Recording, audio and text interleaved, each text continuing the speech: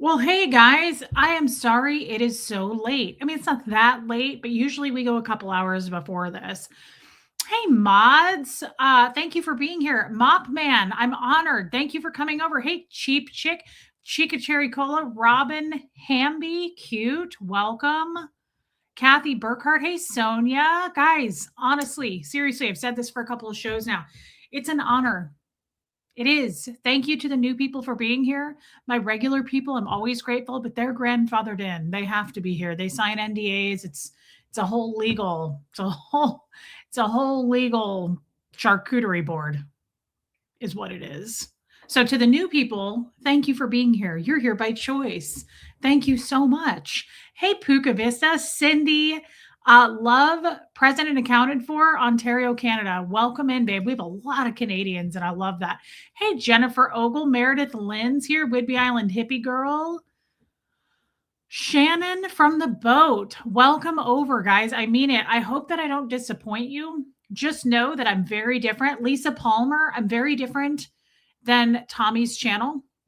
I've made this clear the last couple of streams, but I'll keep saying it. I don't want to, I feel bad when I'm in his chat. I like spam the hell out of it. And I'm like, come over to me. And I appreciate it so much, but I'm very different. And I don't do true crime only because I'm not bright enough to do that. I just can't, guys. I came from Scientology. That's true crime enough, is it not? Hey, Stacy, but I hope that you'll stay. I hope you'll give me a chance because it's different every time. We do a different topic. It's real life over here. We just talk about like real life stuff. Sometimes it gets weird. Hey, Case Face. So I appreciate you giving me a shot. Look, there's some other people that are willing to tell you that they like me. I mean, again, they're being paid to do so. It's a whole legal thing, but still, most of them are telling you the truth. Hey, Joanne Hawley, Angie Moe, Lenora Gray is here, Donna Cooper, Jen P. Welcome back, babe. Hey, Chrissy Twig, Squirrel Girl, Annette Faber, Diana H. Who's excited for the LA meetup? I am. I'm really excited about it. Hey, West Coast Fancy Nancy. Lilac Lime made it. I don't want to get behind. Okay, I'll check it out. J. Raw Jr. Sorry. Yeah, I get that too. I do that a lot too. Remember Lisa in Brooklyn? I called her Lee Sane for like a year and no one corrected me. Same here. And we do it live. So it's embarrassing and you just have to move forward like it didn't happen. You just have to strike it from the record, junior Detroit person. You're probably not going to stay, but it was nice meeting you. Hey, Miss Tatey. Riley's Humans here. Catherine B., your pictures were so cute on Facebook. I loved your outfit. Hey, DNV. Christy Wolf, Chris Crafts and Coffee made it. That NDA was 22 pages. Actually, it was 29. But thank you for shortening it and making it seem like it wasn't that bad. Marie Marion Armine, thank you, babe. Just Joan made it. Hey, Carrie Cushman, welcome back. Maisie Shiloh, Mary Barons. Do we have to sign new NDAs this year? No, those NDAs lasted. It's a 3-year run. Jackie C, you know what sucks is all these new people actually believe that. They're probably thinking I'm not kidding. I tend to say things with a really straight face. You just don't know. Thank you so much. It's someone said it looked like a steering wheel. It's a peace sign. I like big rings. Hey, this Kim is blue is grandmothered. She's grandmothered in. Get it right. Aaron Smith. That is so sweet, Aaron Smith. Thank you for being here. Thank you. Thank you. Hey, Bohemian Luciferian Witch. Renee B. Which cat is it, Hux? Oh, Lord, no. We don't want him in here. He's just going to cry like a little girl. Hey, Holly. He's chasing Kid. So. I thought Kid was in here. No, she just walked out. Oh, okay. Okay. Well, they like to play. Hey, Jen Finberg. Yeah, no. Jeannie Hansen. Thank you. Hey, Noelle. Ewa. Sophia made it, our lovely zesty German. Hey, Roddy Mom, welcome back. Yawns here. Anita Card made it. Wanda, hey, it's been raining all day. I just got home. Hey, Heart Mank. Joanna Arcana, thank you. Gemini Girl. Tommy was a smart man. I think you're great already. Thank you, Cindy. I mean it. Guys, thank you. That is really, really kind. I appreciate everyone that's going to give me a chance. Just know that it's different every time. Hey, Space G's. Tommy Scoville's channel, The Love Boat, brought me here. Awesome channel if you are into true crime or need some recovery support. Great crowd of people. Well, so most of my people know. So you guys are all new. Tommy and I have been together for quite a few years now, I think. And we've shared a lot of the same audience for a long time. But I appreciate you saying that because it bears repeating. Tommy is really good at true crime. He also is really good at, he doesn't do the topic as much as he used to, but he's very, very good at recovery and sobriety stuff too. And he still cheers everybody on who's recovering and staying sober. First time here, Randy, welcome. I mean it. We have an amazing community over here. Very, very welcoming, very kind people, and they will love to have you. I mean it. I love having you. K-Space, I would like Reese even if I wasn't legally required to. 10 out of 10. Hashtag treats for Gertie and Bo. Thank you, K-Space. Thank you for saying that. I know it's in the contract, but whatever. Whatever works, right? Whatever feels right in your heart. And that's what you did. You even paid to say it. Hey, Lexi. Thank you for your super chat, babe. Thank you, Miss Tatey. Hey, Amy Edge. Squirty, welcome in. Debbie Zito, looking lovely and floral. I'm not sure about a print. We need to talk about this outfit really quick. Purple, groovy. God, I haven't seen you in forever. Welcome. Hey, Deb, again. Heather Snoopy. We need to talk about this outfit. Well, hi, hun bun. Pooter, how are you? I just got home and I told you that my tongue kind of hurts. Susan Cook. Sierra Terry made it. Susan Cook gave me money. Thank you for your super sticker, babe. Love you, Susan. How many tattoos do you have? I don't remember. Hey, Danny, these are new. Does this just count as one? I just had all of this updated. Does that count as a separate one, or is this like all one piece now, guys? Hey, Deb Angels, thank you for being here. I guess if we just count these all as one. So that's 2, 3, 4, 5. Not that many, just 5. No big thing. Thank you. Thank you for being here, new person. Deb Angels. Liz Tricks. Hey, babe. Liz, I was worried it would be too late for you tonight. Hey, Lady O. Cliff Ann. Brooklyn Pencil. Purple Groovy. It's amazing to see. Okay, I just caught up. Thank you, Cindy. Yeah, I don't even know that I'm a tattoo person. And then like last fall, I was like, I think I'm gonna get a tattoo. And I just had these on my arms. Like it started with just this little horseshoe and that was it. And then I really liked the artist and I thought he did a great job. This has a fox on the other side of it. And I thought he did a great job on this. And I was like, I think I want to add a pop of whimsy. And then it just kind of got out of control. I was sitting across from my mom. She always stares at me. Woman of Wonder, welcome. I was sitting, Jennifer Akers. Wow. You've been following since you started, but don't usually comment. Well, I love you and you love my energy. I bet I would love yours. Thank you, babe. That's such a nice thing to say. Hey, Panda.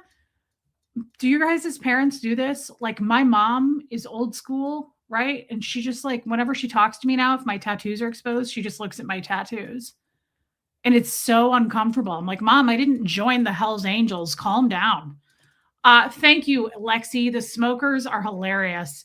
Thank you, Don. I believe in a pop of color on your lips at all times. That's why I argue that everybody says they like the new Pamela Anderson. Sure, I do too. Take your boobs out. Fine. I totally approve of that. But I do think she needs some color on her damn face. Give her a lip stain. Put some blush on her cheeks. She's gorgeous, but we need to add a pop. She looks ghostly. Thank you, Women of Wonder. Hey, Hope. Tattoos are addictive. They are. My mom actually asked me that at dinner tonight. She's like, you're not going to get any more, are you, Reese? I was like, well, I was thinking about like a full neck, Mom. No. I was like, probably not. Probably. I bet I will. Tattoo. Yeah, they're addictive. Hey, Joe Virus. Well, and if you get a good artist, I just think they're so pretty. I love artwork on people and whatever it means for them.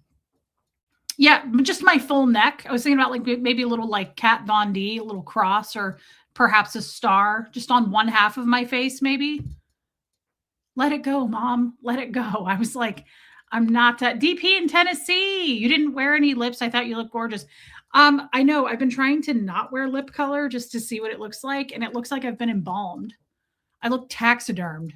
Like you guys say, you're like, I like you without a lip stain. I don't know. I can't get used to it. It's weird. It looks like I died 6 weeks ago and you're just looking at me in my casket. Christy Wolf, I'm scared of needles. Tell me about it, girl. I got the beatus. I have to go get my blood drawn every 3 months. And I'm like, and it's so weird because I don't know. It's hard. Nobody can explain it really. Only the Lord knows. Thank you, DP in Tennessee. Reese, getting my eyebrows tattooed was enough pain for me. Yeah, that's something I should do. You know how I get, thank you, Miss Tatey. You know how I get those hate emails about my eyebrows being too light? I literally, you guys, had somebody reach out an email. You have no idea the hate, the weirdness. It's not just hate. It's not just hate. People are effing weird. People who think they're like you're their best friend, but you've never met them, but they know everything about you. I had a lady reach out to me and she was like, I need you to pencil in your eyebrows. And I don't know what her voice sounds like, so I'm just making one up. She probably sounds like this. She's probably the same person who's like, I'm never shopping here again. She said, I'm going to need you to pencil in your eyebrows or I'm going to unsubscribe. And I was like, boy, that's a toughie. Geez, let me run to Sephora. I'll be right back. Hold on. Let me Amazon something to my house right away. Oh, Lexi, that story. Thank you. Thank you. Yeah. Speaking of being chubby. So I went to, I did not know how to style. Speaking of my mom, what's going on, Mom? Oh, that's okay. I'll get it tomorrow. We went to, guys, the reason, hey, Run the World. Hey, Buffy, Sherry, I saw that you got married. Congratulations. Cupcake. Oh my God, it's an honor. Cupcake and I chat all the time over on the boat, but she's never come over here. Thank you for being here. I knew it. You're a Hell's Angel. I am. I'm a 2.5%, or whatever those things are called. Tommy would know. Former criminal. Thank you, Tennessee girl. Guys, went to dinner, celebrated Valentine's Day with my mom and my son tonight. My stepdad didn't go because he's on chemo and sometimes he's just can't do it. But went with my mom and child. Am I close with my mom? Yeah. Just block the eyebrow police. I didn't even know there was a brow police. I had no idea. No, so we go to dinner, guys, and I haven't had a nice dinner in a long time. I live out in the country now. There's nowhere to go. Like if I am in the city, I will pick up Chipotle and it's like Disney World for a 7-year-old. Okay, Debbie, did you send me that email? And I just wasn't aware you did it under another name. So it was, ooh, careful. That's the thing with big rings. You can smack them onto things. We went to a really nice steakhouse. I'd never been there. The Chop House. No, I've been married to a man who took me out to dinner like every night, but I don't remember going to the Chop House. Great food. So much so though that, guys, we need to talk about some things. There's some things that I've been realizing in life and some of it's simple. What was my favorite restaurant in Kansas City? Oof. Yeah, Joe, I'm a Hell's Angel. I don't know if you knew that. I'm also a former Scientologist, but I'm a little bit of both. I double dipped. Geez, favorite restaurant in Kansas City. That's tough. I love Jack Stack Barbecue. My favorite Mexican restaurant would be a tie between Manny's and Rudy's on Westport Road. Bowlings for Chinese on the plaza. That Bowlings, no other Bowlings. I liked this place that we were going to called Taylor, also on, I think, Westport Road. And it was a French restaurant, which is weird because I have a palate of a 5-year-old, guys. I literally I eat Amy's organic SpaghettiOs all the time. Taylor was good. It's probably about it. I'm kind of picky. I'm really picky. I miss Kansas City. Heart of the personal story. Where is Tommy's from? Tommy what? Where is he from? He's from Vermont originally. Do you have a favorite show that you've watched? The Righteous Gemstones, for sure. Schitt's Creek, of course, everybody loves. Oh my God, that's crazy. I didn't know they were gone. Can I ask you a personal question? What made you join Scientology and what made you leave? Cindy, that's a great question. And guys, any kind of questions are welcome here. If I don't want to answer it, I just won't even highlight it. But I don't know that I've ever, I did a long time ago, Heart of the Personal Story. I don't know that I've ever not, I am very open. You can ask me pretty much anything. So I was born into Scientology. I did not join. I was born in to Scientology, and I got out after 38 years, and I did not leave by choice. What happened was I watched the Leah Remini show, and I reached out to the Aftermath Foundation, which was a foundation that was formed from that show. Sorry, I have cat hair in my face. I can feel it. I don't think so around the world. And it's okay, Cindy. I appreciate the questions, guys. I love when you, so yes, I pretty much, what happened was I reached out for help, and at the time, vice president, I believe he was the vice. Hey, David Booley, the vice president. Hey, Abigail of the foundation, was working with me, and I was kind of under the radar, and he had a big YouTube channel, and I was giving him information, and he was giving the information to his YouTube channel and doing shows about it. And there was one night that he accidentally flashed my name up live on his screen. And if you don't know, my birthday is July 8th, 1984. If you don't know anything about Scientology, they're they're a huge billion-dollar organization, but they have a part of their organization called OSA, OSA, and it stands for Office of Special Affairs. They're basically the eye in the sky. They do all the legal part of the organization, but also the security, surveillance, right? They are watching us right now. They watch all ex-Scientologists. They record everything we do. For a while there, they were sitting outside of my house with they hired private investigators to sit outside of my house and record me. So they were watching him, and they saw that, the name flashing up, and I never spoke to my family again after that. That's how Scientology works. And that was after 38 years. Now, half of my family was not in Scientology. It wasn't my entire family, but I would say I lost a few 300 to 500 people. You know, being in for 38 years, I knew a lot of people. I was very close to those people. And my main family, though, disappeared. They were gone. Never heard from them again. So they are very, very cutthroat. Yes, micromanaging. They're very, very cutthroat, and it's been a long journey out. It's been horrible, but I will say, I mean, just horrible because I really missed my family, right? And I have a 16-year-old son, so he also lost his family, right? So, Turtle Kitty, welcome, and thank you for being here. Thank you, thank you. I appreciate you giving me a shot. But that's what mainly, guys. So I didn't intend to. Hey, Sharon. I didn't never intend to have was that because they wouldn't speak to you? Cupcake, they wouldn't speak. So if you speak publicly about Scientology, or if you are caught, there's like a whole list of things that they call them high crimes. They're very structured. It's very rule-based religion, right? So, hey, Tony P. So if you are caught doing what I was doing, hey, Wes Lightburn, I was speaking to a known declared Scientologist, ex-Scientologist who had, yes, Carrie, who was completely gone from Scientology and spreading the word about how bad and evil they are. Hey, Joanne Adams.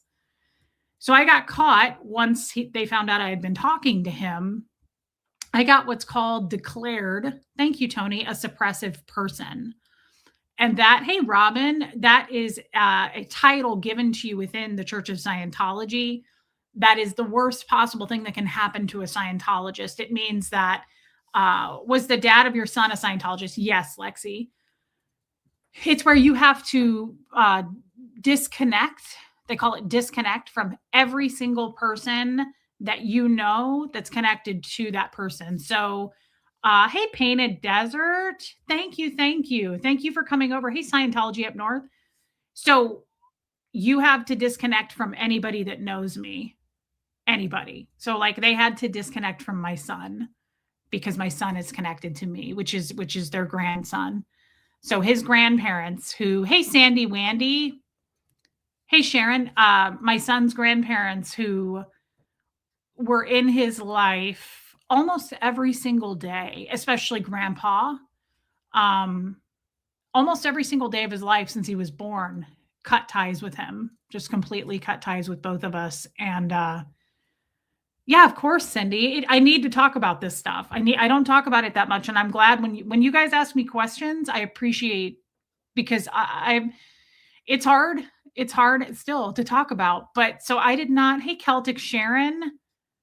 Yeah, Painted Desert, probably. Yes, Lexi, it's the best thing that's ever happened.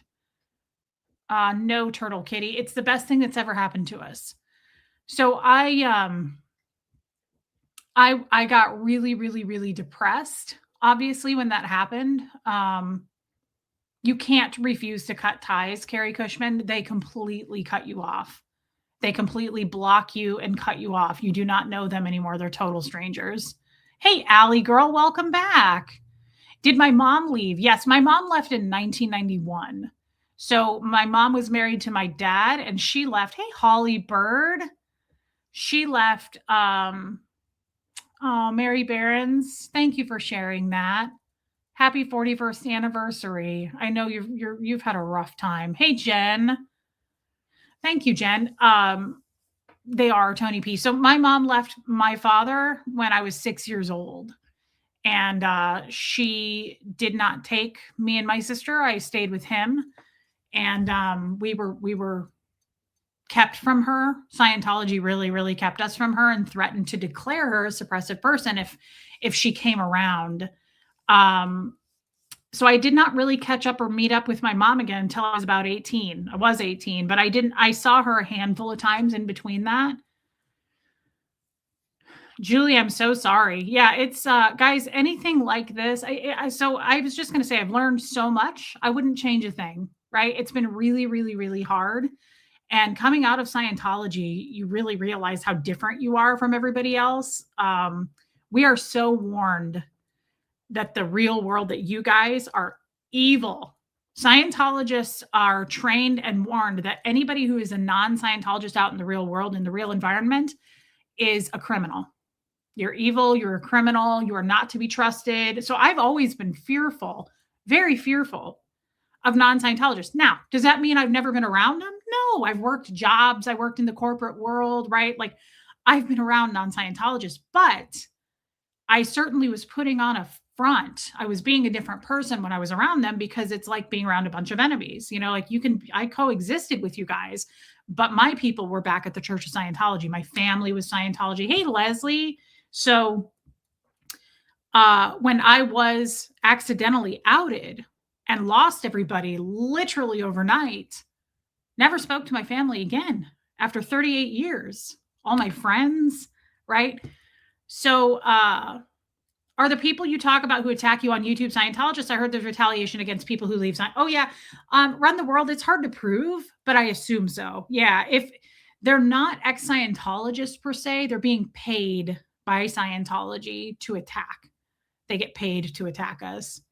Is it true that they don't believe in God? What do they believe in as a source of source? It is true that they don't believe in God. You can believe in God. I don't know any Scientologists that believe in God, but they say that you can, right? You can't once you're actually a seasoned Scientologist. But the source of source, they believe, is themselves. They believe that we were originally gods. Love you, Joe, and that we created this world into existence, that we are the powerful ones. That's what they believe. Faye, welcome in. I really appreciate you coming over. Thank you. Thank you. So what happened was, guys, love you, Joe. Thank you for being here. What happened was I got outed on New Year's Eve 3 years ago. So this New Year's Eve was my 3-year anniversary. It has not been that long being out of Scientology. It's been a wild ride, guys. And were you ever at the Clearwater location? Yes, I lived there when I was 7. My dad moved us to the Sea Org there when I was little. And then I've gone back there several times since to protest Scientology. And I did not intend ever to be on YouTube. Okay. So I say this, and a lot of people don't believe me. I don't know if it's true because I'm so different than who I was then, but I still believe, thank you, David. I still believe this. I would have never left Scientology. I don't think I would have. I really don't think I would have. The reason I say that, a lot of the people in the Scientology field now, in the ex-Scientology realm, would go, yes, you would have. You were on your way out anyway. Hey, Julie, Not true. The reason I was being so surreptitious, I was being very secretive. I was flying what's called under the radar, and I was giving that information to that content creator and the vice president of that foundation. Thank you, Lisa Palmer. I made it very clear I don't want to leave without if I can figure out a way to leave, I'll leave. But I knew hey, air supply wasn't a way to leave without losing my family. And I made that very clear. I said, I can't lose my family. Guys, that's the main reason people don't leave. They can't. Think about that for a minute, right? Thank you, Painted Desert. Think about that for a minute. You are manipulated and threatened. If you leave, fine, but you're going to lose your kids, your spouse, usually your job. Most people work for a Scientology entrepreneur. You're going to lose everything. So it's like the devil, That's how I look at that, right? So I wouldn't have left.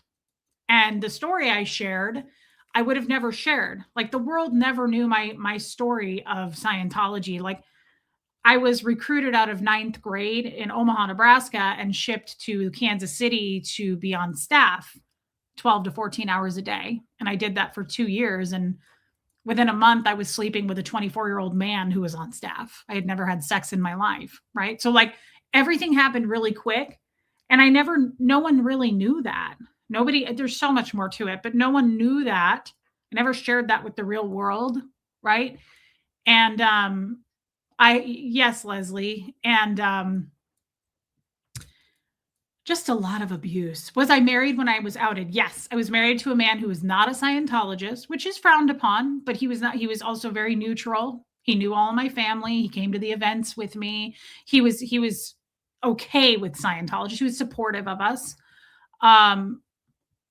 Thank you, Cupcake. So that was rough when I got outed because I made it very clear I don't want to lose my family. And I lost them. Yes, Leslie, I lost them without any goodbye ever. There was, yes, Painted Desert. There was no warning. They just left. And that was not just my family. That was all my friends, everybody I knew. You can imagine your community of people you would know. It's hundreds and hundreds of people.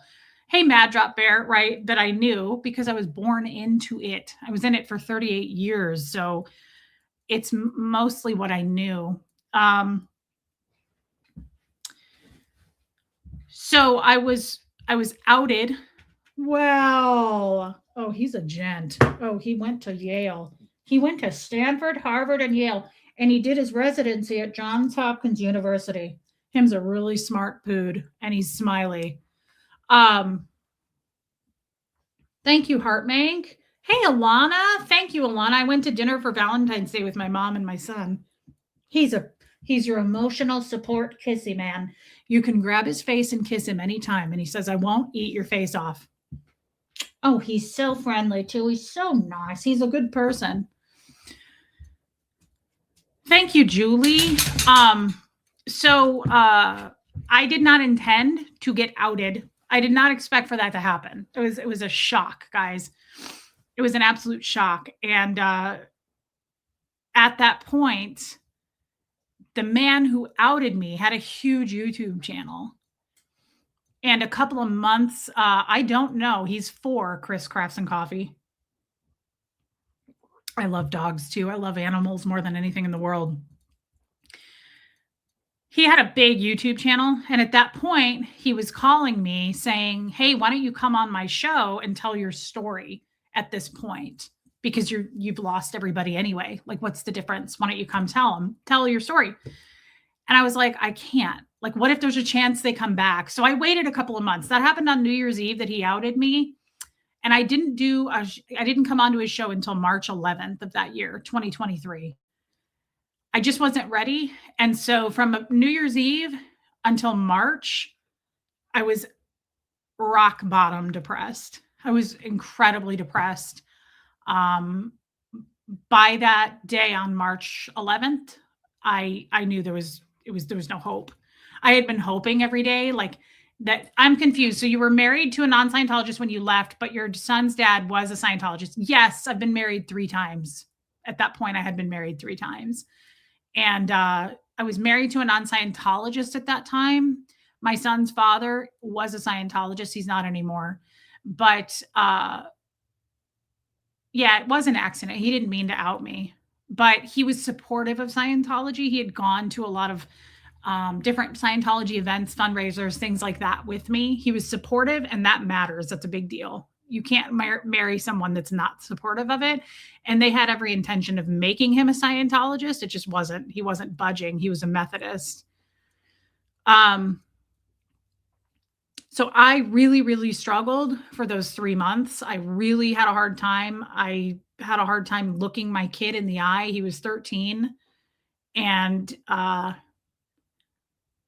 it was hard to even get out of bed. It was hard to explain anything to him, like, where's our family that we know and have seen all the time. It was very, very strange, bizarre time for me. And in Scientology, they don't believe in mental health. They don't, like, I'd never used the word depression in my life. I'd never. Is it true that to be in Scientology, you have to be wealthy? Pretty much. I mean, it's not a fact, but yeah, you're not going to succeed if you don't have a ton of money. Yeah. I'm so sorry, Aaron Smith. That's horrible. Hey, Sherry Dobbs. Hey, Sassy. It was really, really, really hard for me to, again, I remember thinking, I always say this because I always think in terms of movies. Like, I think in terms of concepts, and I don't know why I do this, but I always equate something to, like, if I've seen a movie, I'm like, oh, kind of like that scene in that movie. That's how I, like, equate things in my mind. And thank you, David. And if anybody had seen the movie City of Angels, it was such a good movie with Nicolas Cage and Meg Ryan. I remember when he jumped at the end to become human. He was an angel and he jumped to earth to become human. And I'll never forget it. I always thought of it when Nicolas Cage, he stands up and people are looking at him. He's like, you can see me. And he goes, is this blood? He's like, this is blood. This is blood. Like, he was like, I always think of that when I got outed, because every day I was like, hey, Laura Beth, I was like, is this depression? Is this depression? Because you're not allowed to even say you're depressed in Scientology, right? Like, there's no admitting to it, nothing like that. There's no such thing as mental illness. There's none of that. I didn't even know what PTSD was when I came out. Like, I had never heard of that. We can't use those kinds of terms, right? We look at things very differently. And there's no way in hell, as a Scientologist, you're going to lay in bed and go, I just can't. I'm too sad today. Nobody would ever let you do that. Okay. I couldn't even have a flu or a cold as a 5-year-old child. Like, that is so frowned upon. My dad would be like, get your ass out of bed and go pull some weeds. You're a down stat, which is down statistics. It's like, you're a bad person. You're a criminal. So, like, you're not allowed to be sad. That's unheard of, right? So what's the benefit of belonging to this organization, Cupcake? There really isn't one. There really isn't one. I was born into it, but they really do a good job of brainwashing you into thinking that you're going to climb to a certain degree in it to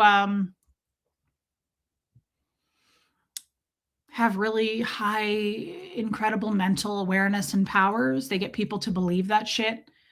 But yeah, so I literally felt like the scene in that movie. I couldn't get out of bed. I cried all the time. And I was like, hey, Mimi, I was like, so is this depression? Like, is this what I'm experiencing? Like, I feel feelings and I can't control them. What is this? That's truly how I felt, because Roddy Mom, he's much better. He's in therapy and so am I. But I truly, there's something in Scientology that I have heard from a very young age, since I was 4, as long as I can remember. My dad would, he would scream at me and my sister. I was the youngest. And he would scream whenever I would cry. Hey, Cheryl, no H-E-N-R in this house. No H-E-N-R in this house. Like, he'd bend down and get in my face and he would just scream it. Oh. And HENR stands for human emotion and reaction. Zoe, you know the answer to that. No, human emotion and reaction, and that's what that stands for. So we are. Oh, Miss Tatey, I don't really have a favorite movie. The one that just came to my mind, I love that one with Sandra Bullock and Nicole Kidman. I can't think of the name of it right now. Thank you, Julie. So HENR is something does that trigger you from other men yelling? Leslie, all the time. I cannot be around anybody yelling. Absolutely not. Absolutely not. As a matter of fact, I shake. I do this. Like if somebody starts yelling, I get really freaked out. Lexi, does my son have a lot of friends and does he do well in school? I would not say, Mods, can you take care of that? Looks like we have a Scientologist in the chat.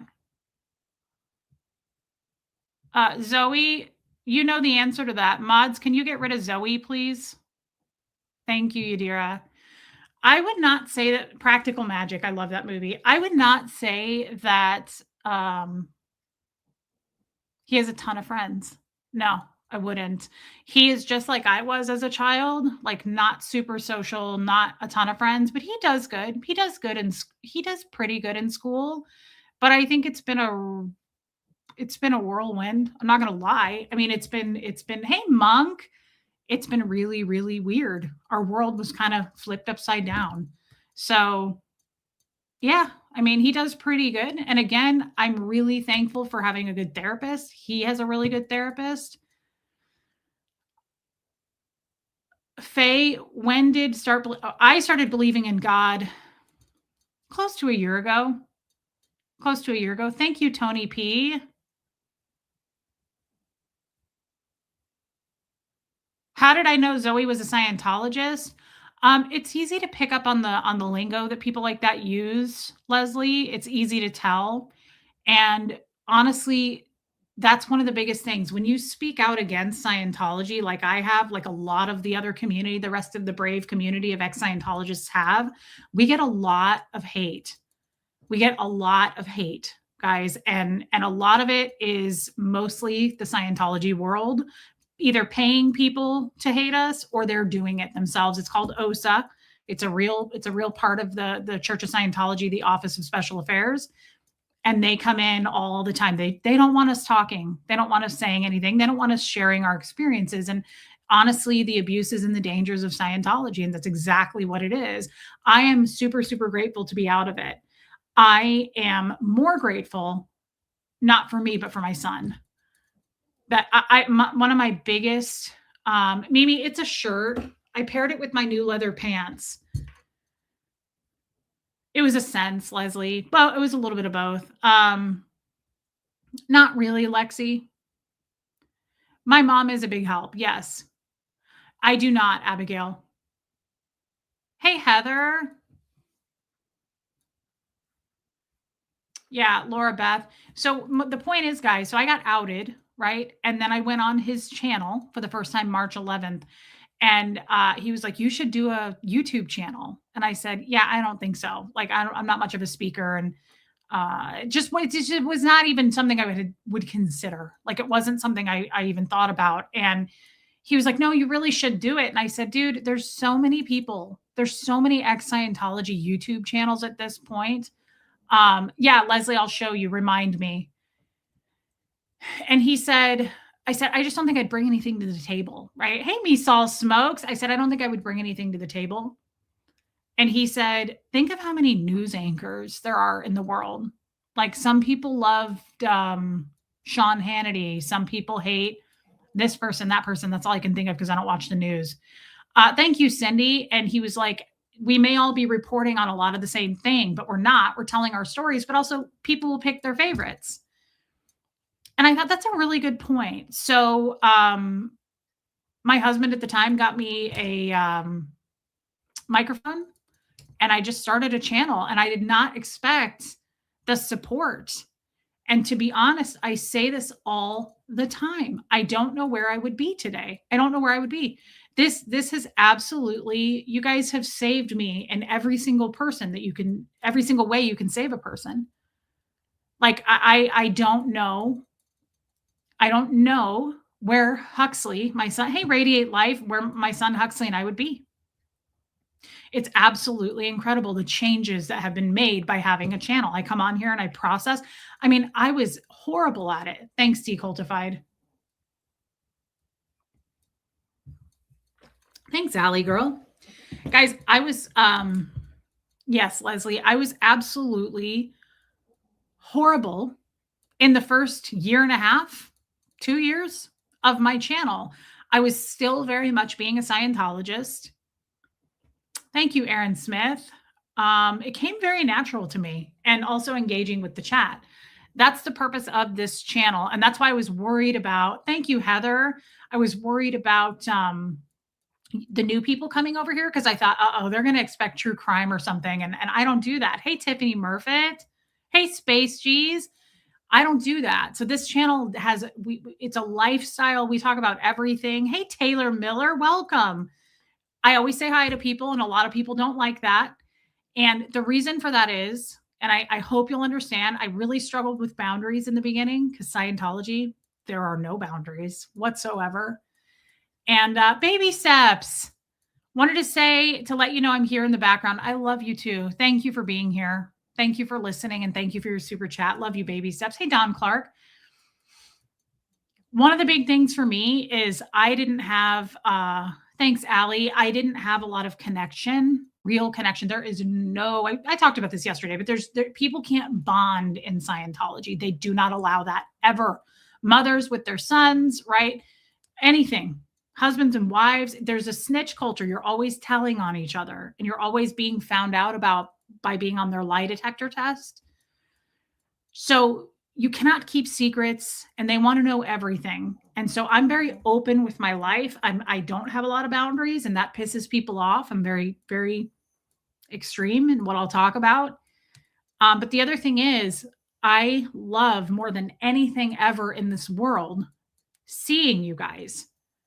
And I imagine this like a big giant room, like we're all in a gymnasium, and I'm like, hey, Alana's here. Taylor Miller just got here. Like, I even notice I raise my voice. I'm like, hey, like literally, like you're walking in the room. I'm like, Wes Lightburn, hey. Very much intimacy is outlawed. Yes. And so there was no unconditional love. And I didn't follow the Danny Masterson case very much. I don't follow a lot of current Scientology stuff. Thank you, Sherry Dobbs. I'm not ready to follow current Scientology stuff. It doesn't interest me as much. Thank you, Sharon Marks, as talking about, I need to get through my own stuff and process through that first. I also don't get as interested in like news stuff. I just don't. So I am more,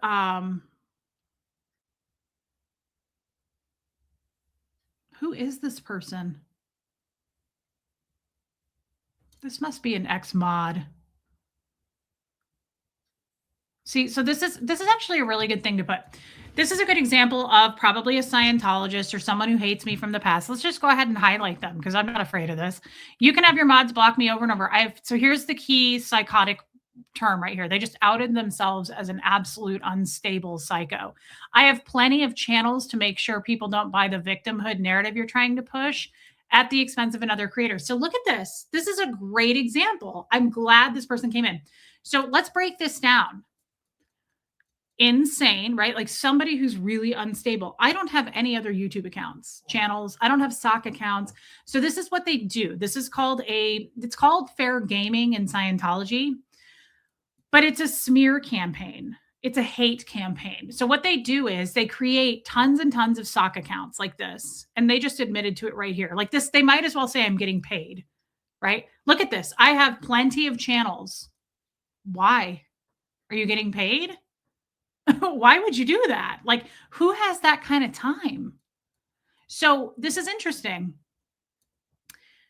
To expose that you're not actually a victim. First of all, like really gross to minimize somebody's story of abuse. Like, congratulations to you. I always talk about this. So they love to do this, guys. They love to do this. I know, Kim, but this is a good point for the new people. You're going to see a lot of this, and they do it to Tommy too, not because he has anything to do with Scientology, because he's with me.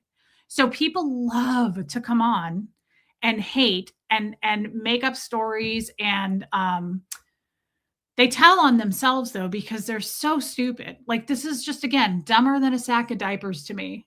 What kind of a normal person is like, I'll just keep coming back because I have tons of accounts? Oh, because that's totally fine. And I'm sure that your mind is state of the art right now, Zoe, right? Like, that's absolutely insane. These aren't bots, Leslie. Definitely not. This is a person who is either someone from my past who hates me, but I kind of get more of a Scientology vibe. This is probably Osa right here, right out in the open, saying, go ahead. I have a ton of accounts that I've made up because I have that kind of time on my hands. It's pretty interesting, but this is something that you'll see. This is something you'll see on the regular. They also say crazy things like, I'm a child abuser, I'm a documented scam artist, I'm a con artist, like that, you name it, right? They come out with all kinds of things. And people always call you a victim if you speak freely about your life. I say that's their problem. Yeah, it's definitely their problem. I mean, I don't want to wish harm on anyone, but Zoe, I do hope the forces of evil find their way to your front door at some point and kick you straight up the ass like karma should. But I don't know that I even believe in karma. I just know that to minimize the story of a woman and her kid getting out of sign, I am not a victim. Lord, no. But that's been pounded out of me. I'm not allowed to use the word victim in Scientology. Cheryl, they will not leave me alone. These people have been chasing me since the moment I left. But it's really, this is interesting to me because what kind of another human being says people don't buy the victimhood narrative you're trying to push? What is the victimhood narrative? You mean my story? You can go back and watch it in real time, Zoe. You can go back and watch it in real time. This isn't something made up. It happened. And over half the people in this chat were there live when it happened, right? So you don't scare me. You have no power over me. And that's what these guys hope for. These are bullies, guys. This is called cyberbullying. I'm a big advocate for cyberbullying. I've worked with some charities already this year about it. I'm going to be doing some speaking engagements in schools about it. I take this very seriously, and I am tough enough to take it. And I also am not affected by it at all. Like that's all they have. That's all they have is the hope that I'm going to feel afraid that there's 310 people seeing this comment. Like, oh no, I hope no one sees this. They're going to find out the truth about me. No, like, Zoe, we will platform you here. You are a pathetic turd that won't flush. Get out of here. Like, really? Come back with your other accounts doing whatever it is you do. First of all, that's just crazy. Although I did want to make a YouTube channel on a separate account and call it Not Reese. So I could go into like other chats where I'm blocked and be like, hey, it's Not Reese. But I never came around to doing it because I don't have time, Zoe. And it sounds like you have a lot of time on your hands. Like, you're probably the human equivalent of an ashtray in a casino in 1980 next to a slot machine. Hey, welcome in, Ms. DJ. But one thing's for sure, I'm not a victim. Never said I was a victim, and I have a really hard time with that word. But I also don't mean, there's no disrespect to people who are victims of things. I'm speaking about me only here. Hey, old Charlie. I just don't look at myself as a victim. I never will. It's just not a word that I use. Kind of like the word depression in Scientology. We weren't allowed to use it. The point is, nothing's been better. Thank you, Cheap Chick. And I missed Joanne Hawley's super chat, didn't I? I know one thing for certain. My life is much richer since I found you and have you in my life now. Your friendship means everything to me. I love you too, Joanne Hawley. And I don't know what I would do without you. And I mean that. Thank you. Thank you for saying that. You've been with me forever. I love this woman. She's our sweetheart angel baby. She's everything but the wings. She's also a little otter whisker, and I don't care who knows it. Thank you for your super chat. Just to piss the trolls off. Uh-oh, don't do that. They're going to get mad because I'm a documented scam artist, West Coast Fancy Nancy. I'm going to take your super chat and go buy another Ferrari. Thank you. Thank you, Nancy. I love you. I don't play the victim card. I do not. And I don't shame people who say they're victims. I just have a hard time with that. I don't. One of the number one things Scientology drills in and really, really, really hammers home is that anything, okay? If you get divorced, if you get into a car accident, if you stub your toe, if you go skiing and break your leg, if you get food poisoning, I don't care what it is. If you get an insect bite, I don't care what it is, right? You pulled it in. That's what they call that. You pulled it in. You did that to yourself. So ever since I was small, if I would get sick, if I would stub my toe, if I got bad grades, if somebody beat me up in school, when I was sexually assaulted at 14 and sleeping with a 24-year-old man in Scientology, anything, they were like, what did you do to pull that in? What did you do? I want to know what you did. What are your crimes? And then you'd sit down, thank you, Joanne, and you'd get on the e-meter, the cans, which is like their version of a lie detector test. So it's a hard habit to break. Hey, Kelly, to this day, ask Tommy. I just did it like 3 weeks ago on the phone with him. I was talking about a friendship that ended, and I said, I just don't know what I did to pull that in. And he's used to it. Tommy, Scientology has their own verbiage, their own nomenclature, their own entirely different language. And he was like, babe. And I was like, what? And he was like, you didn't pull anything in. He's like, don't ever think like that. You've got to stop doing that. Like, he helps me with it. I help myself with it. But I still think that way to this day. I'm like, what did I do? Like, I will, God, I did something stupid the other day. I was vacuuming and I had headphones in and I was using my favorite part of the vacuum, the hose. And I was like going around like a crazy person on drugs. And I was so excited and I'm like getting into it. And I went too far back and I smashed my elbow into the refrigerator door handle. And I screamed. It hurt so bad. I was like, "Oh my God, it's broken." Does that ever happen to you where you're like, "This is it. I'm dying. I'm dying right now. Like, I have 6 seconds to make a phone call and like write my obituary." That's what I thought was happening. Literally, I hit it so hard I thought I like shattered my elbow. My elbow skin hurt for days. And seriously, I was like, this is it. This is it. I'm going down. Like, I'm going down as I speak with my headphones in, listening to Rage Against the Machine again. I was like, this is it. This is it for me. This is the end.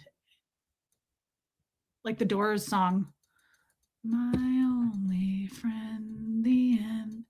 And I was like, what did I do to pull that in? And I was like, stop it. Hey, Mimi. Reese, and this chat is great. People have helped me so much through a hard time. This chat is incredible, this community. I'm so grateful I found Reese's page. She's so supportive along with everyone. Thank you for everything. Mimi, that is so nice. And again, you found us not that long ago, Mimi. You've only been with me like 2 or 3 months. And you fit right in like the family that you are. I mean that. And thank you for saying that, Mimi. And thank you for the super chat. I love you. Everybody loves you here. Alana, you manipulated. Uh-oh. Oh, boy. You manipulated me into a super chat. Save me, trolls. Here for a long time. A good time. It's my Scientology powers, girl. I'm sorry. I don't mean to use them for bad. And I just went right into your bank account again. I keep doing that to you, and I'm so sorry. Stop Venmoing me. Thanks for the super chat. Love you. God brought us, Liz Trick says, together, my friend, and you have blessed my life. So, trolls, if you want to go up against the creator of the universe and what he is doing through Reese, best of luck with that. I love you, Liz. Thank you. That is really, really nice. That's a really cool thing to say. And I take that to heart. I feel that way too. Thank you. Thank you for super chatting that. I love you. You're amazing, Liz. Oh my God, Mop Man, that's horrible. Leslie, thank you for the super sticker. Hey, Tracy Shriver, welcome in. Ooh, you're cute, aren't you? I love your hair. Leslie, thank you. Hey, Debbie, you pulled this in by being amazeballs. Oh my God. I love you, Debbie. That's hilarious. Thank you. Thank you. Thank you, guys. I mean it. The super chats, being members, gifting memberships, I never, ever, ever asked for that. I never have. I just want to say thank you. It helps me and my son. It's really, really kind. I always say you're supporting your local small business YouTube gal. So thank you. Thank you. Thank you, Debbie. I love you. And thank you for all you do, Debbie, to help me. Are there any major politicians in Scientology who hide it? Where is Zoe with all of her sock accounts? I kind of miss her already. Zoe, come back. Guys, does anybody know? I'm trying to think.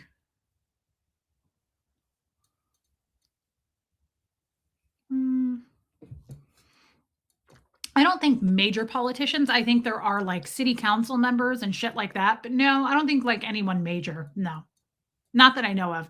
Now, there's a lot of,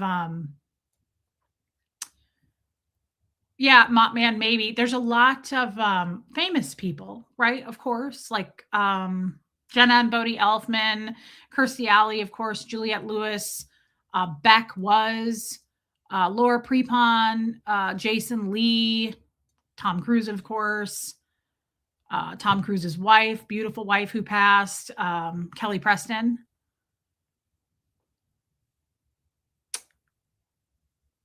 Why are celebrities so into it? Allie, Leah Remini was in it, and she made a good point on that show she did with Mike Rinder, which was a great show. I think because they worship the shit out of them and they make them feel super, super special, but they also get them to believe that George Carlin, oh God, no, Ryan. Can you imagine George Carlin? Oh my God, being a Scientologist. They get them to believe that they are super special, but also they get all Scientologists to believe if you go up to the highest levels, it's going to cost you millions of dollars. You're going to have like superpowers. You're going to have super magic mind powers, right? So like, I think that mixed with really, really kissing their ass, make it like they treat them like gods. It's really creepy. I met John Travolta. And he was so nice.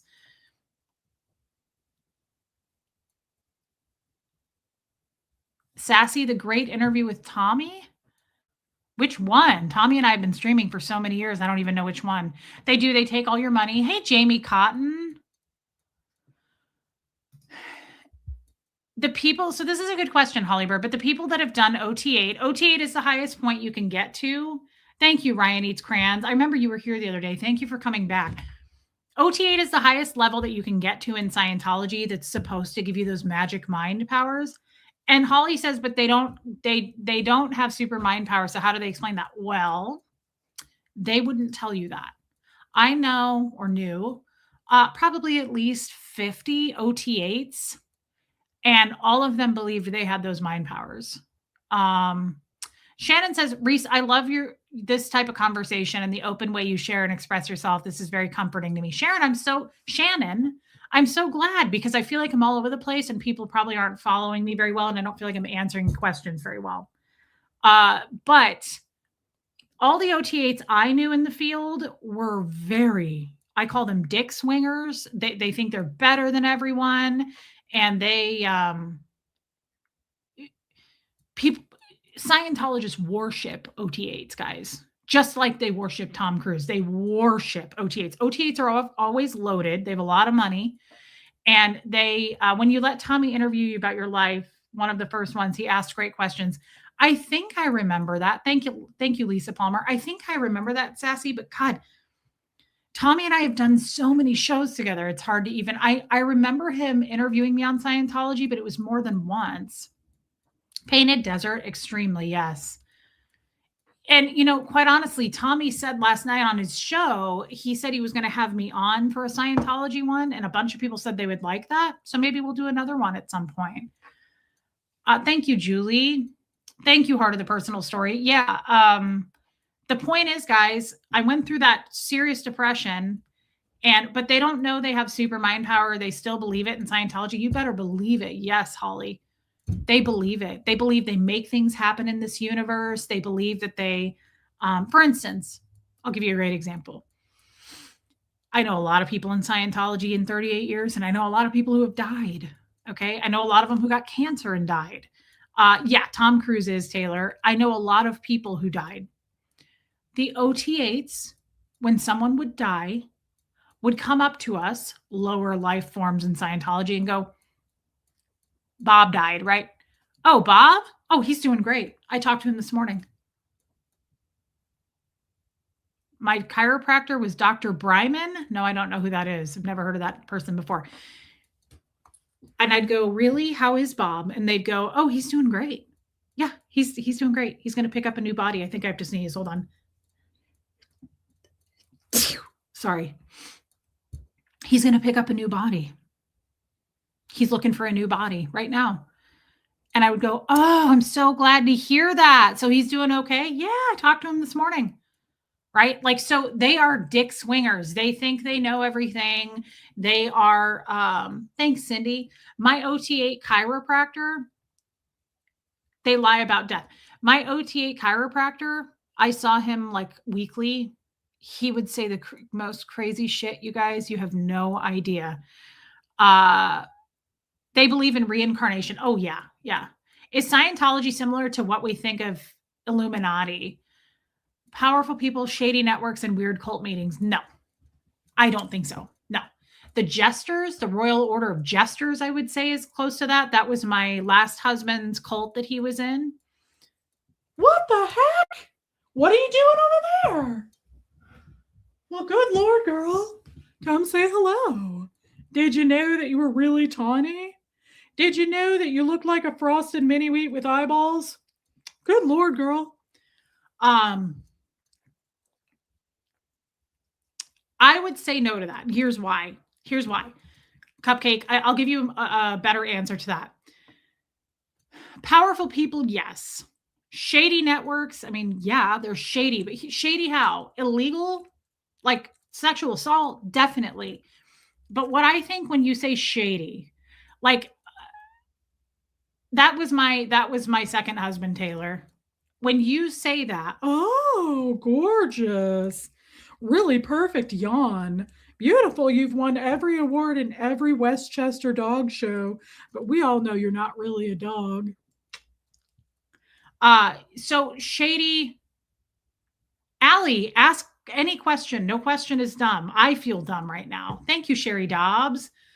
Isn't she gorgeous? She's absolutely perfect. She's never made a mistake in her life. She's never made a mistake. And she was born in a manger next to Jesus. We don't mean that in a mocking way.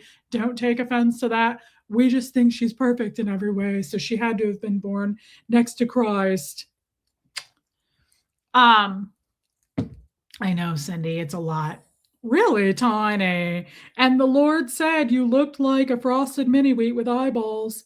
Every morning of this life, we wake up and God looks down on her and says, oh my me. Oh my me, that's a gorgeous creation. And then Jesus looks at God and says, oh my dad, what an amazing, beautiful little creature you created. Could be, Leslie. Very well could be. Oh, where's her Valentine's beret, you ask? I answered. Isn't she cute, Robin Hamby? It's a lot. It's a lot to take in, everybody, especially on your first time here. It's a lot to take in. Deal with it. I know that she looks taxidermed. She's not yet. But when she does decide to cross over in this world, we shall taxiderm her. And I'm going to like brush her hair and hold her every day, just like we're doing now. And you guys are going to unsubscribe and get the fuck away and get going out of Dodge, right? I'm going to be on here when she's dead one day, taxidermed, and I'm going to be like, oh, wow, isn't she gorgeous? And people are going to be like, I'm out of here. Yeah, and I'm reporting that. I have not yet, Lexi, but I want to. Hey, Barbara, wait. But the Lord looked down upon thee. Oh, my God. The Lord, the Lord said, oh, my God. Let there be frosted mini wheats with eyeballs. And then she came into existence. And then the Lord said, oh, I forgot, let there be light. But first, we love this one first, next to Christ in the manger. It's a lot, everybody. Please don't be offended by that. I do not mean it in a mocking tone. How does it feel 3 years out? Aaron Smith, great question. Really tiny.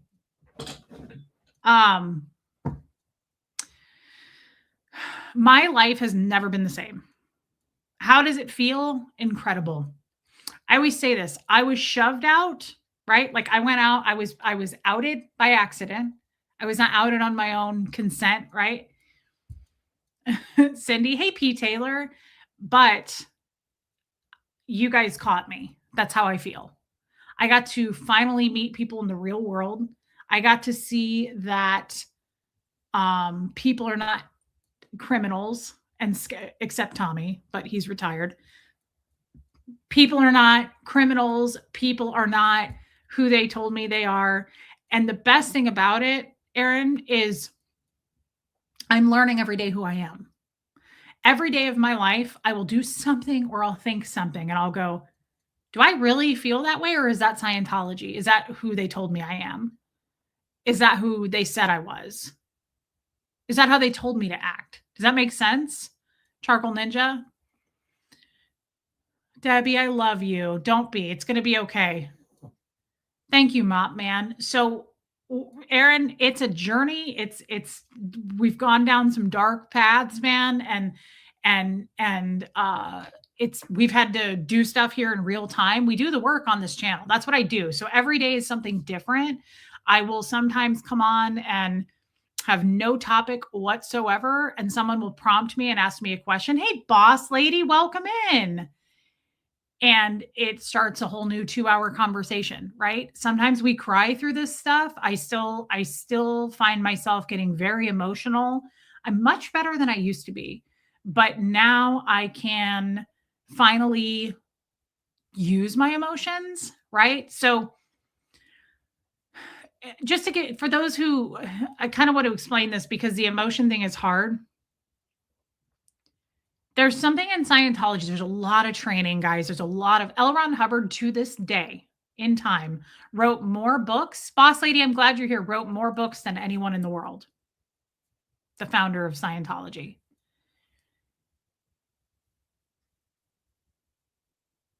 There's a lot to read in Scientology. There's a lot of studying. There's a lot of what we call drilling. There's a lot of that, right? And when I first came on to the Scientology scene as a child, my first memories of Scientology was when I was 4. And there's not a lot, but there are things that I remember. Boss lady, that is so nice. Thank you for being a member. I love your earrings. Thank you, my friend. Guys, that's really kind. Thank you. There's something in Scientology. I'll skip over it really fast. Thank you, Tiffany B. I mean it, guys. That is really helpful. I mean that so much. Thank you. There's something in Scientology called, if you're interested in knowing this, I kind of want to just give you a little puzzle piece to it, though, so you understand. There's something in Scientology, because this kind of brings to the world of who I am now and why I fight so hard to not be that person anymore. Hey, Jamie. There's something in Scientology. I told you already, my dad used to scream, no H-E-N-R in this house, right? Human, emotion, and reaction. So we used to drill something kind of like dog fighting. That's what I think of it now. It's like dog fighting, pinning two people against each other. It's called bullbaiting. Okay. It's called bullbaiting. And most of you know what that is. And I'm sorry for the people who have to hear this again, but I kind of want to explain this because it tells you a lot about why I am the way I am and why I work so hard to undo all this stuff, right? Faye, actually, nothing really. I just felt it one day in my heart. My earliest memories of Scientology are of me bullbaiting with my sister in the kitchen when I was 4. She was 8. And what you do real quick is you put 2 people across from each other in a chair. And you have, hey, Marlugo. Cindy, I'm glad. I'm glad someone is enjoying this because I feel kind of bad that I'm saying what I'm saying. I felt like for a minute maybe I shouldn't talk about this because maybe no one cares. But Mara, I hope you had a good weekend, babe. You sit in a chair right across from each other, okay? And one person is what's called the student, and the other person is called the coach. Yes, yawn. So true. And there's what's called a supervisor that stands over you that's making sure you're doing this drill properly. It's a drill, okay? Thank you, Misal. I'm glad you're still here. And thank you, Allie girl. That is so nice. Thank you, guys. I mean that. That is so supportive for me and Huxley. Thank you. I very, very kind, very generous. Thank you. And you sit across from each other, and the coach says start, or the supervisor says start. And what happens is you bait that person who's sitting there silently, and they have to sit there what's called comfortably. So if I'm being thank you, Lisa, if I am being the student and I am being bull baited, okay, I'm going to sit like this. I can't do this. I can't do this. I can't do this. I can't do anything. I can't react in any way, or I flunk the drill. And then you start again. Okay. So you have to sit there totally comfortably. And what the coach does is they do anything and everything to try to get you to react. So they might try to get you to laugh. They might do this and get in your face. Sorry if I scared you. They might do anything and everything to Jennifer Liberty, I'm so glad you're here. They might do anything and everything. They're trying to get you to react. Okay. So you might laugh. They might say something funny, right? They might say your mom's a whore. They might say you're a whore. They might get in your face and do this, right? They're doing whatever they possibly can. Thank you, Sandy.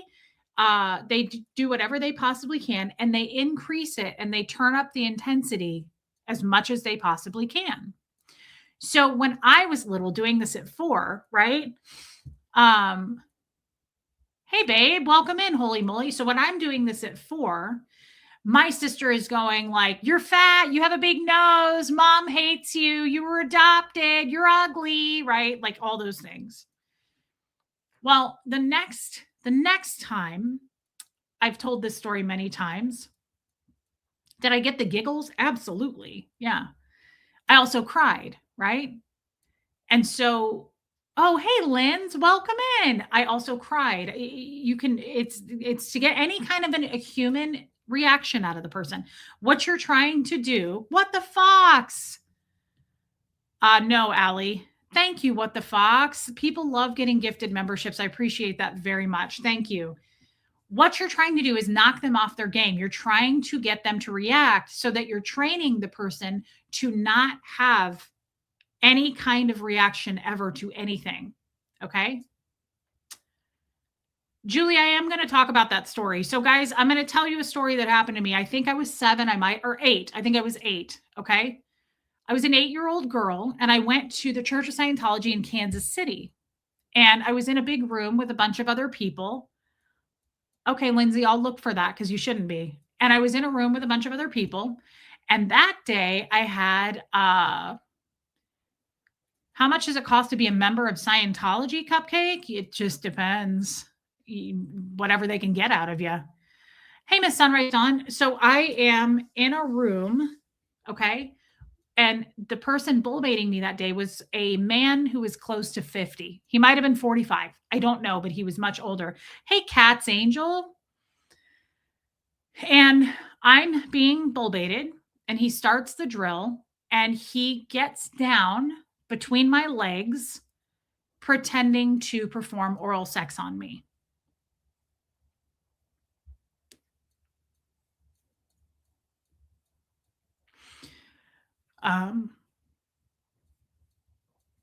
And it was really, really, really horrible. And of course, I kept flunking the drill. And I kept doing this. And I was like in my chair, and I was trying to get back. I was trying to get away from him. And the supervisor and he kept saying, flunk, knock it off, stop that, get it together. And they'd go, now start. And he'd get between my legs and he was doing all kinds of crazy things. And it was really traumatic for me. I usually can tell this story without crying.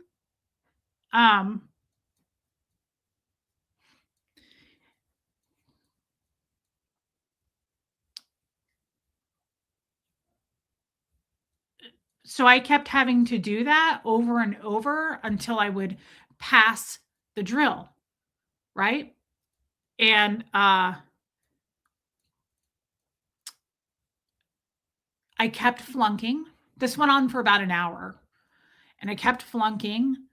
And I remember the supervisor came over to me and was like, you've got to stop reacting to this. Okay. You can do this. Now knock it off. Okay. Let's get through this. So once you stop reacting, you are rewarded. What does that teach an 8-year-old child or any human? What does that teach? I'm a 41-year-old woman now. What did that teach me? To ignore every possible red flag, bell, whistle, alarm in my body. And not only ignore it, I get rewarded for staying silent, right? So don't just ignore it. You are going to be rewarded and move on to the next level if you can stay silent and not react to the most gut-wrenching, disgusting, everything, every red flag in your mind going off. So that's an example of what, and I've had, I don't even know, thousands and thousands and thousands of bull baiting hours in my life. I have done more bull baiting probably than anything else in Scientology. So that's another reason that I am very deadened to things. Like I am really excited to show emotion now because it's trained out of us. We are not to show emotion. That's one of the reasons like haters come at me and I'm like, you're going to have to do better than that to get me to react because I am dead behind the eyes. Okay. I've been through this for thousands of hours for 38 years. Like you're going to have to do better than calling me fat and ugly. If that's the best you can do, or I'm a scammer, I'm a grifter, I'm a bad mom, get the fuck out of here with that. It's not, you don't understand. Like I have been through so much of that to deaden me, right? Thank you, No Face. I know you're not. Right? It's not normal, guys. It never was. They just told us it was. So, as an 8-year-old girl, that started when I was 4. That all started very young. And so to this day, I think it's difficult for me to be in the real world because I don't overreact to anything. I don't overreact to anything. Like I don't get super excited about anything. Like if someone were like, so-and-so's having a baby, I'm like, oh, cool. So-and-so's getting married. I'm like, well, it's a wedding. You only get a few of those. Good for her. Right. Like I don't, same with like, as a Scientologist, this is horrible to say, but if someone were like, did you hear so-and-so unalived themselves? I'd be like, oh shit, where do you want to eat tonight? Like it's very, it's just very, yeah, Gen P. It's embarrassing to admit that, but that's just how they wanted us to be. Lapis Sky is here. Welcome. I love Lapis Sky. It's very difficult to even still. Jennifer Liberty, that is so nice. Thank you. Thank you for the super sticker and welcome, babe. Welcome to everybody who came over from the boat. Any new person here, thank you for giving me a chance. Hey, Wendy Brewer. To this day, I'm going to use Tommy as an example because I talk to him the most. Tommy is Lapis Guy. I'm so glad you're here. Tommy is the person I speak to obviously the most. And even to this day, as well as he knows me, he's known me for years. He'll be like, we will have our fights, not fights because I'm not a fighter and I can't handle yelling because of the bull baiting. But our fights, what disagreements, whatever you want to call them, he will say to me, like he'll say something really alarming or something to him, it will be a big deal. And I'll be like, mm. And he'll be like, kid, did you hear me? And I'm like, yeah. Like I don't react to shit properly sometimes still. Like he'll be like, doesn't that upset you? And I'll be like, no, I'm sorry. Like, I have a hard time with that. Hey, Nurse Teal, I haven't seen you in forever. I love you, Barbara Waite. Uh, Reese, they tried their damnedest, but they did not squash your heart. Thank you. I think it's coming back. Might be a weird question, but can you get tattoos? Not in the earlier years. Like when I was growing up, nobody had tattoos, and it was very frowned upon. But now more people have them. They don't really seem to care. My father would hate it. What does Scientology say about having a temper? It's the best. If you have a temper, you belong in Scientology. They would love you and welcome you with open arms. The only reaction in Scientology that they use is screaming. That's all they do. My father, my entire childhood, my dad was screaming at me. I used to watch the veins pop out of his neck. All my dad knew how to do was scream. And then when I joined staff when I was 14, people would clear desks, they'd throw shit, they scream at each other. Somebody threw a fax machine at my head when I was 16. Like screaming is the go-to in Scientology. There's no crying. There's no grief. But screaming, you are in the door. Lapis Sky, that is so nice. Thank you. Thank you for being a member, guys. I really appreciate that. But when you worked with people outside your circle or watched dramas on TV and see emotion, didn't that make you realize it was okay and show that? Good question. Nurse Teal, it's really good to see you.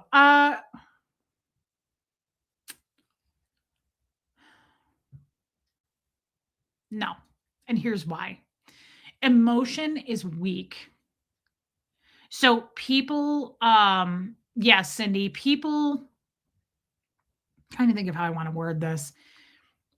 People who show emotion in movies or in the real world outside of Scientology, no. They don't deal with problems, they deal with hierarchy. No, that's true too. Scientologists are very entitled people, very entitled. They judge the shit out of everybody. Everybody outside of Scientology is a criminal. That's what I was told my whole life. Everybody outside of Scientology was a criminal. And so when I was shoved out of Scientology, I felt like I was dropped on a subway train at midnight in New York. I was like, holy shit. I'm terrified. I was so freaked out at first. I was like, I don't speak your language. I don't know these people. I can't go. Like, I was literally like, let me in, let me in. Like, let me back in. I want to come back. It was terrifying for me. Were you allowed to watch movies? Yeah. Yeah, we're allowed to watch movies. They tried to strip you of your humanity and failed big time. Cheers to you, Reese. You're healing. Run the world. I'm so glad you're here.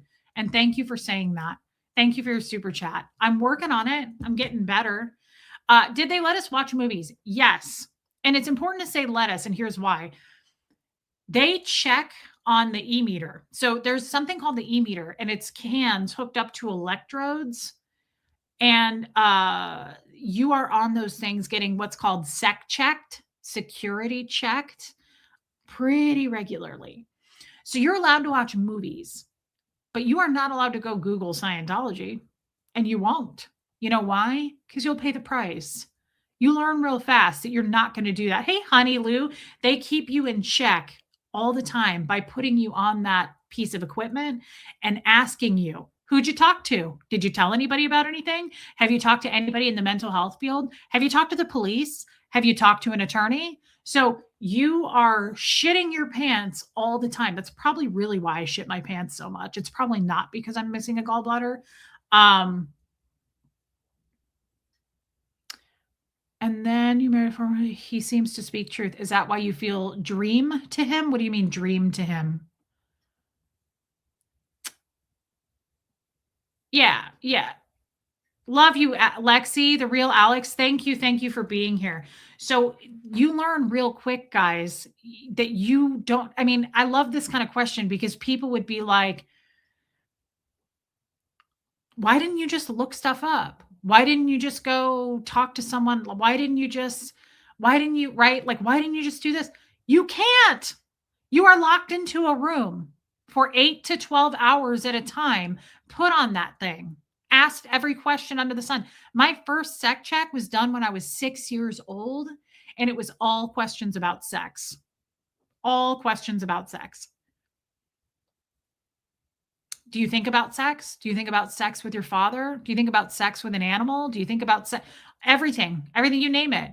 So then when I started a YouTube channel and I was like, sex, sex, sex, sex, sex, I was like, why does everybody hate me?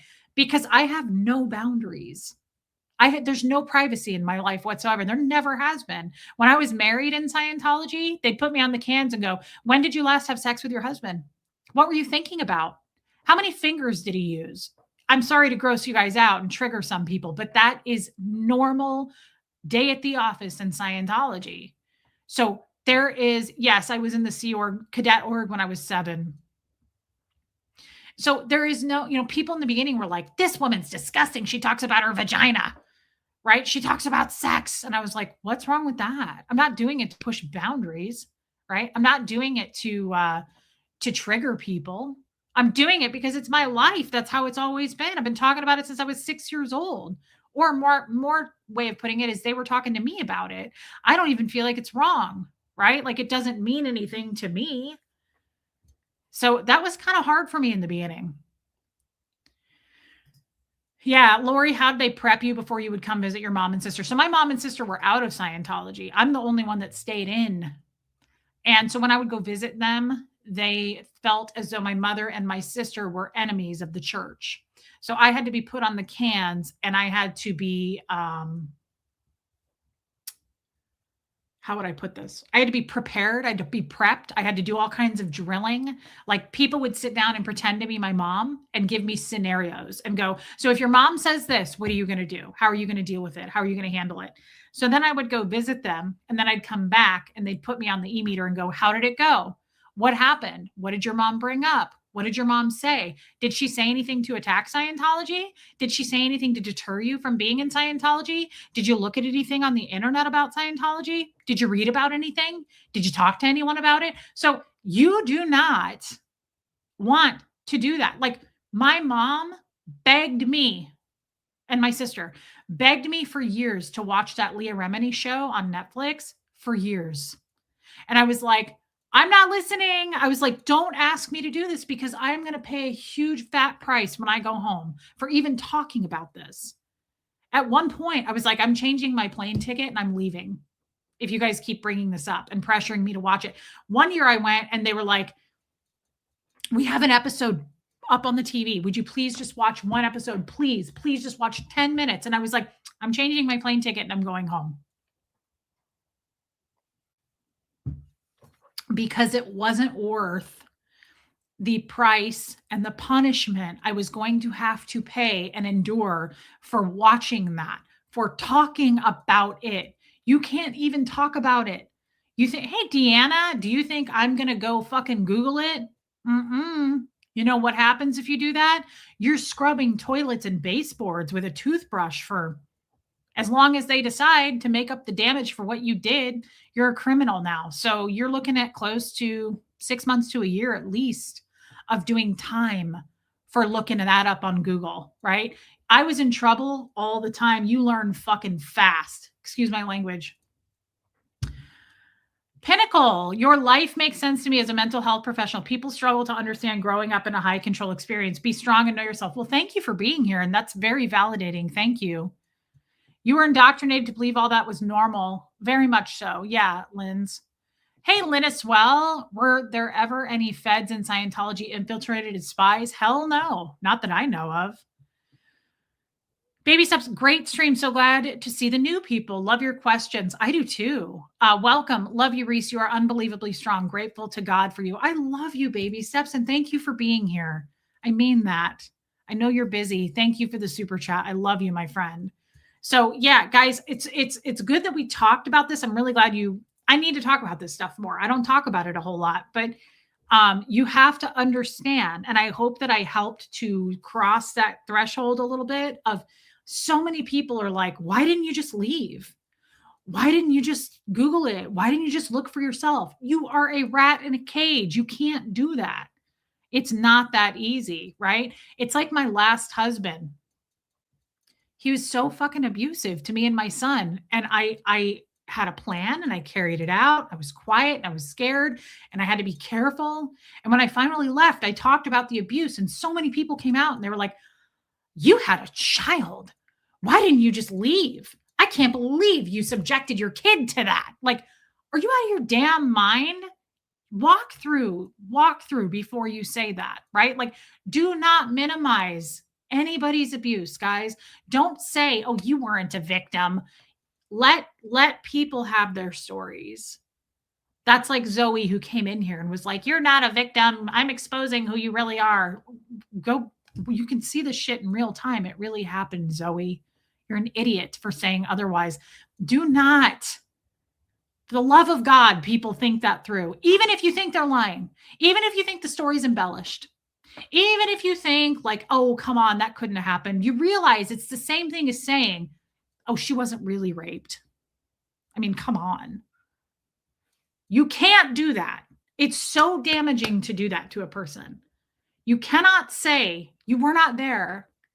Let a person have their experience and just shut your mouth if you don't agree with it, because it's really damaging. It's really, really damaging to say to a man or a woman, like, "I doubt it was that bad." It was that bad. And you weren't there, right? Like, you just weren't there. I'm very, very, very sensitive. Hey, I need a card to people, even if I'm like, "That seems unlikely." I would never say that out loud. Just don't. Right? It's really, really, yeah, let people have their stories, right? Just let people have their stories because everybody's been through some kind of abuse and trauma, and to minimize that is trash. It's absolute trash. I was talking about this Nancy Guthrie thing. You guys, the new people, know who I'm talking about. My people probably do too, but I don't follow true crime. I mean, I say that, but I'm really interested in serial killers, so I don't know. But I found myself talking about it on a show the other day here. And I was like, why didn't the daughter, if she's worth 50 million, why didn't she do this? If I were her, I would have done that. Okay. See, I'm eating my own words. And I did that on my live in real time. I was like, I'm doing exactly what I hate people doing. I am minimizing this. There's all kinds of reasons she probably had why she didn't do what I would have done. Well, that's her experience in her life, right? Her mom's 84 and lived there for like 50 years. If it ain't broke, right? Nothing happened in 50 fucking years. You think she ever expected to wake up to this? So it's like, don't assume things. I made some notes the other day just about this very thing. What did I say? Ooh, I got some good notes from therapy.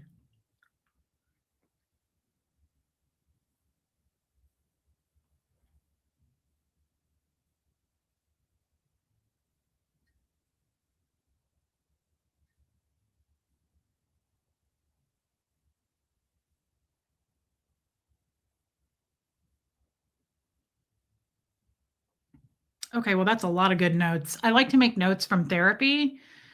Um, yeah, heartmank. We just don't know what other people go through. And I've had so many people on other channels say, like, like that person Zoe came in here tonight, that troll, and was like, "You're not a victim." None of that, like whatever she said. It's such a shit thing. It's such a low class, low quality thing to do. And I especially am disappointed in women doing that to other women. I got to be honest. I know that sounds shitty to make it a gender thing, but I've said this a lot. I love women. And I love when women succeed and they make it on their own and they're self made and they're entrepreneurs and they're moms and they're doing it. I mean, I admire that. I want to know you. I want to absorb and follow the steps of your success. I do not want to punch you and make you feel bad and go, "Her husband helped her get to where she is," or whatever it is. Why are we tearing other women down? It's outdated. It's outdated, guys. Let's not do that. Let's not do that. Thank you, Sherry Dobbs. Hey, you, it's Steph. Welcome in. This is just a side note, but I made some notes. I always make notes in my phone from therapy. And I always like, I'll be talking to my therapist. I'm like, hold on. And I just start making notes. I do this throughout the day, even if I'm talking to Tommy or something. But I wrote this and I love this so much. That's amazing, Linuswell. I love that. In order to heal, I have to be willing to give up the things that made me sick. I wrote that. In order to heal, I have to be willing to give up the things that made me sick. Hey, Amanda, dear. Hey, Miss Weedy Poo. I have to give up the very patterns that kept me unwell. Yeah, Deanna, they are. I have to be willing to give it up.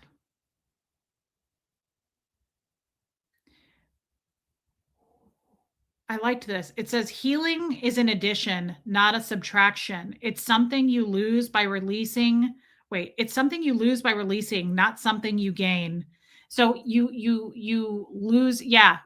Healing, you are releasing stuff, right? You have to leave behind the version of yourself that was comfortable in sickness. I'm going to repeat that because it's good. And for those that need to hear it will. When the student is ready, the teacher appears. You have to leave behind the version of yourself that was comfortable in sickness. Love you, Amanda, dear, and I'm happy to see you. In order to heal, I have to be willing to give up the things that made me sick. So that's what this channel is about, I would say. Exactly, Deanna. We don't heal without giving things up. Cindy, are you leaving? Oh, no, you're correcting what you were saying. You're saying goodbye to bad to hurting patterns. Yes.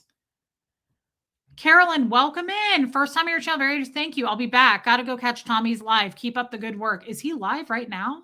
I'm shocked. Thank you, Carolyn. Thank you for coming by, everybody. Mopman, I did a list like this after my last attempt, still working on it. Good for you.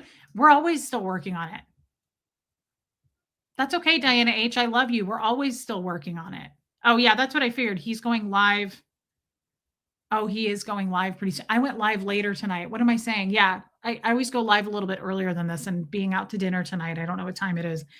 I understand if you guys have to go over to the boat. It's no problem. Thank you for coming by. For everybody who's going back over there, thank you. Thank you. I hope you'll give me another chance, but if you don't, thank you for coming by. Yeah, Deanna, thank you. Thank you, guys. I appreciate you being here. But I also, thank you, Deanna. I also feel like, guys, speaking of Tommy, he said something in his show today that someone reached out to him. Renee B, I missed it. Can you retype it? Thank you, Jennifer Liberty, and thank you for your super sticker. Thank you, Boss Lady. Thank you, and thank you for becoming a member. Thank you, Roddy Mom. Someone said to Tommy he should be doing this. Cindy, I thank you. Lapis Sky, thank you for coming over.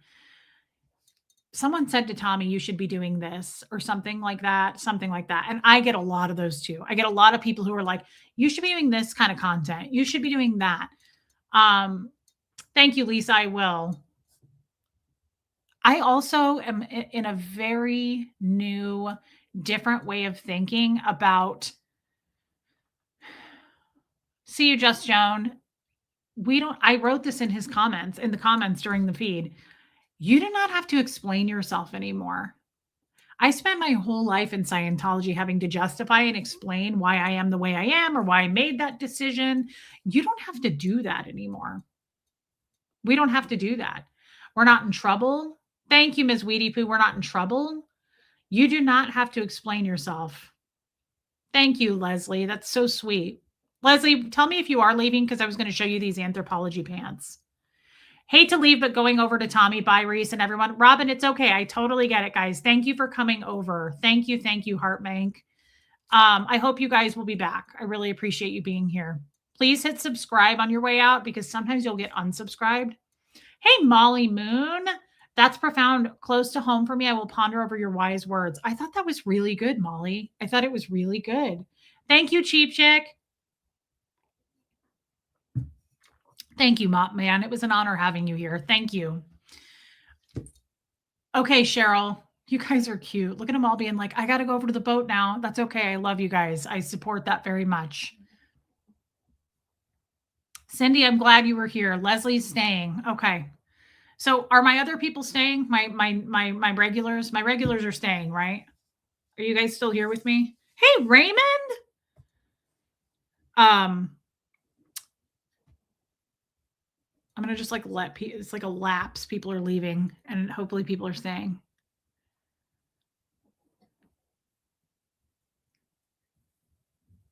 Of course, Squirrel Girl. Bye, Cupcake.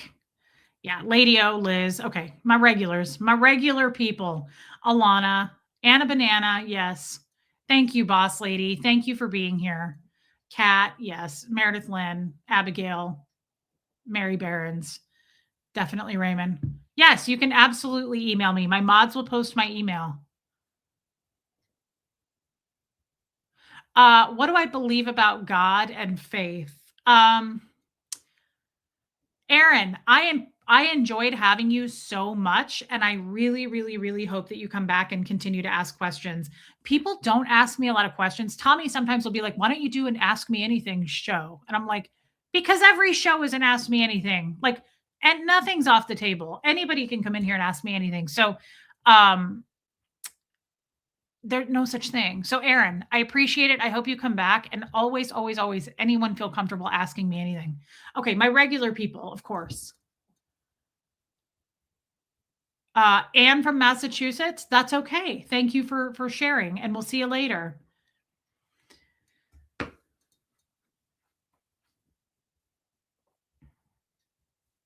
Thank you, Raspberry Beret. Lapis Sky, I'm very open. And Aaron, anytime, anytime. And I hope you'll come back. Bye, Laura Beth. Thank you, guys. Go get your updates on poor, sad Nancy Guthrie. That is so sad. No, Raymond, the lights in the yard are still going. Raymond sent me a bunch of lights in my yard.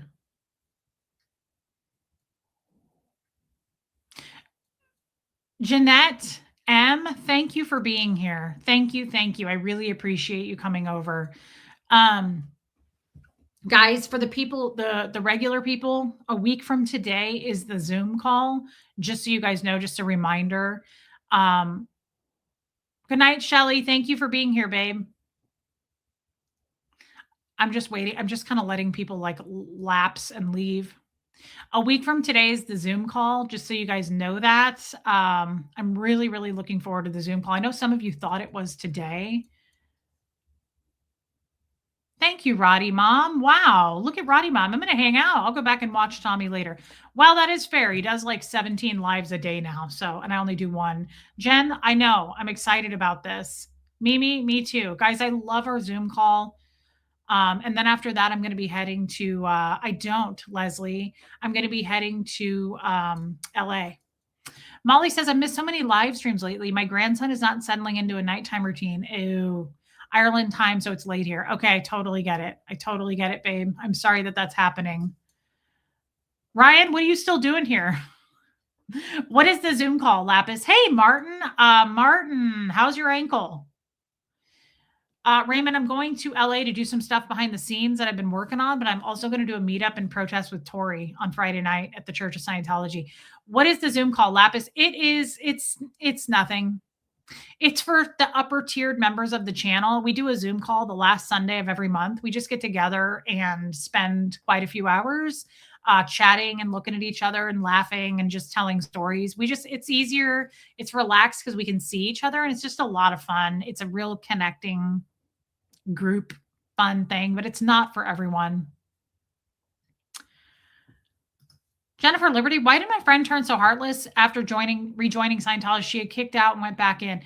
Because she really does become heartless. Oh my God, Ryan, that's hilarious. It's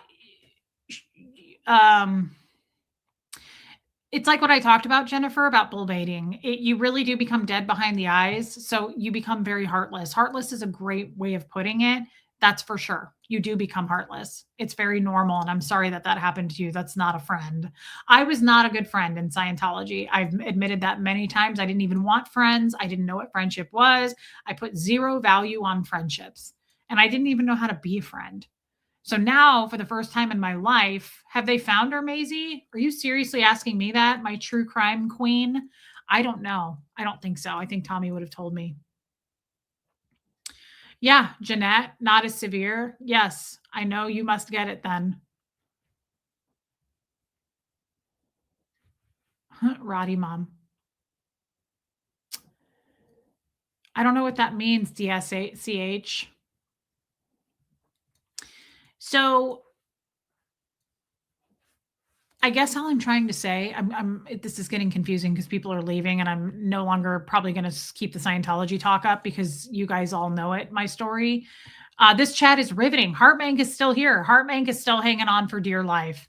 The rest of the people here don't really care about it as much. And I understand because they've heard it 100 times. I'll talk about it if people want to hear about it. But I was going to switch back to, it's pretty grim, Maisie. It's pretty grim.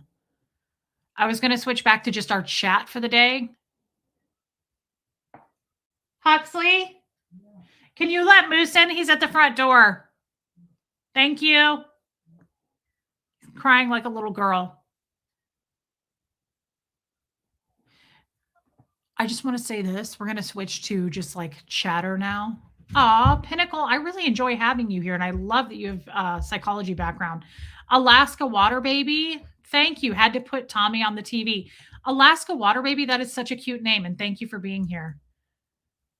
Thank you, Roddy Mom. I'm sorry I'm exhausted because I flew home this morning and my brother brought the kids to pick us up and we kept them. So I haven't had a break. Closing super chat coming. Abigail, thank you. You don't even have to do that. Just wind down, girl. I bet you've had a long trip. And thank you, Abigail, for being here. I hope that you get better and get some sleep. Guys, just a side note. Just a side note. Hey, Susie CJ. Raymond, please don't buy me anything.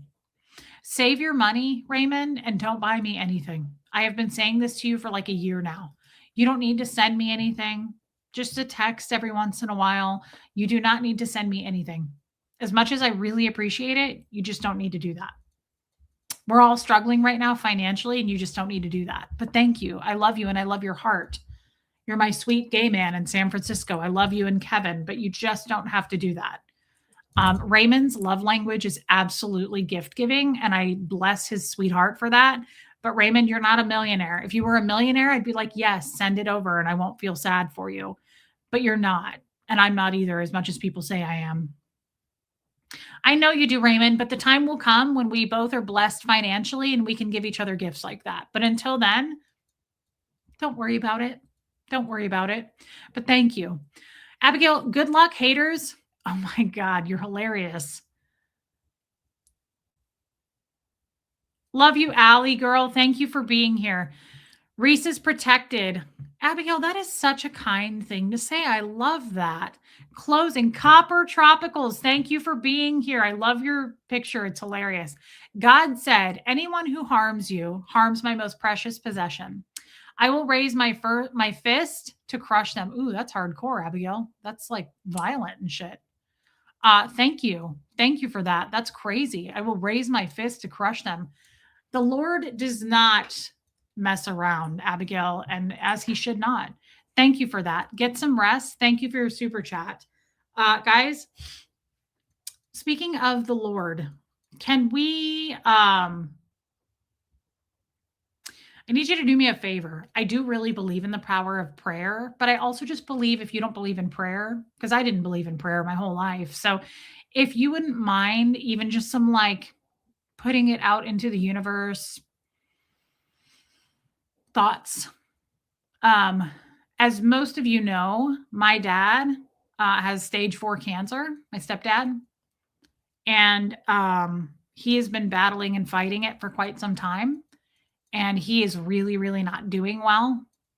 He's not doing well. And I don't want to get too far into it because I can't talk about it without crying. So if you don't mind, just pray. His name is Jim. If you pray, please do that. Hey, Rip Curl Readiness. if you don't mind just even just saying, I hope that not necessarily that he's going to get better. I don't think he's going to get better, but just, uh,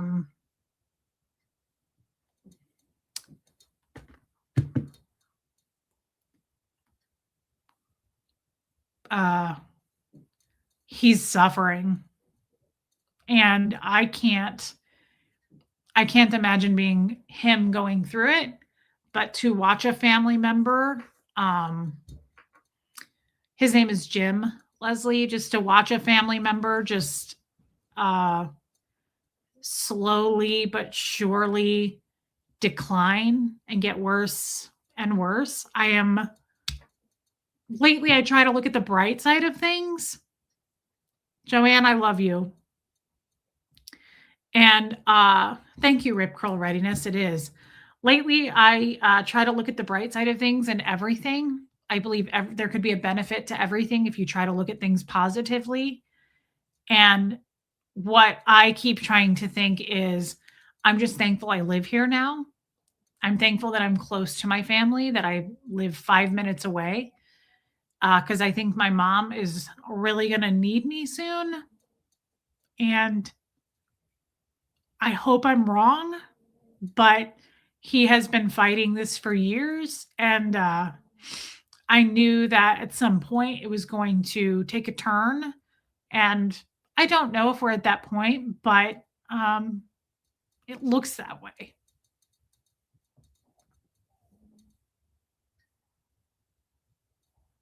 I don't know for sure. I just know what I'm observing and what I feel just on a spiritual level. And I would appreciate you just praying that whatever happens, I don't want him to suffer. And could you pray for my ankle healing up? Normally I can walk and run and swim like I used to. Yeah, Martin, I'm so sorry you broke your ankle. Thank you, Cindy. Thank you, HG Net. So anyway, guys, we were going to do a Valentine's Day dinner tonight. My stepdad wanted to take us all out for dinner tonight. And I've been looking forward to this for weeks. I was so excited. Java girl, I'm so sorry. That is so hard. And I'm terribly sorry for your brother and your family. Huxley and I have been looking forward to this for weeks. They had made reservations weeks ago, and we don't hardly ever get to go out to dinner, like a nice dinner. I don't get to do that very often anymore. And it's not that I don't get to, I just don't. I don't have people to go with, and it's not important to me at this point in my life. I've been out for many, many dinners and parties, and I just don't really care. And it's not something I want to spend money on. But he couldn't go with us tonight, and he was too sick. And it was very shocking in that moment because he wasn't there. And it just felt very different going to dinner with just my mom and Huxley, right? Because I was planning on him being there. And it's just, it's a weird time. It's a tough time. It's just hard. So I know that he would not care if I asked for prayers right now for him. And if you don't pray, just healing or taking the pain away kind of vibes. It is really hard, Shannon's journey. It is really, really hard to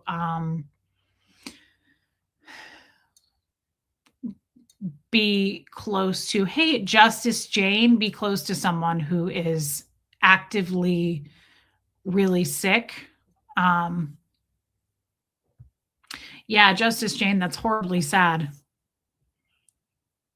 Thank you, Cindy. Thank you, Cindy. I appreciate that. Thank you, Raymond. That is a kind prayer as well. Love you, Angie Mo. Jen, sending peace and love and all the good vibes to you and your family. Thank you, Jen. That is really, really kind of you, babe. And thank you. I appreciate that super chat. Thank you. Reach out if you need anything. God, watch over Jim during this season and give Reese the strength to get through. Yeah. Thank you, Maisie. Susie CJ, the empty chair feeling is real. It is. And it's been that way for a little while now, right? Thank you, Space G's. Thank you for being here. It's been that way for a little while now, and it's just it's just getting more and more. It's getting harder and harder. Thank you, Armine. So, guys, I appreciate that very much. But we had a really nice dinner tonight. I was going to show you these pants. I wanted to show you for those that care about these damn Anthropology leather pants I got. Look at Huxley's hair. He has a haircut tomorrow. It's me and my mom and Hux at dinner. Thank you, Copper Tropicals. We had a really nice time, though.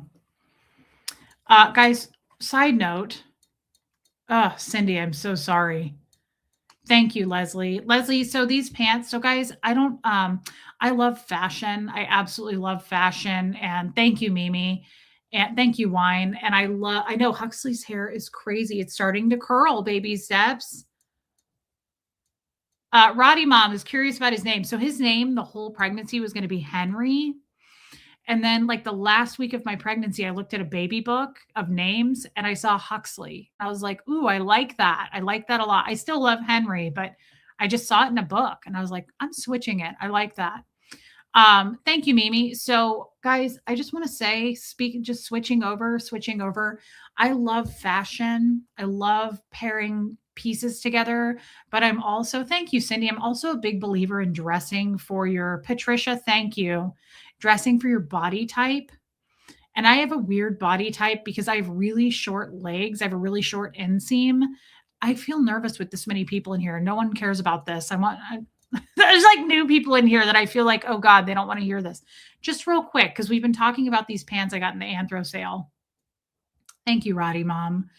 And Leslie, it's hard to style when you have short legs like me and I'm all belly. Like I have a fupa. I'm not chubby really elsewhere. Like I don't have really big thighs or like huge arms, but I am tummy. I don't have any back fat yet, which is different. I have a pretty big ass, but thanks, Jennifer Liberty. I did not know how to style these fucking leather pants. I have leather pants, but these are wide leg, Holly.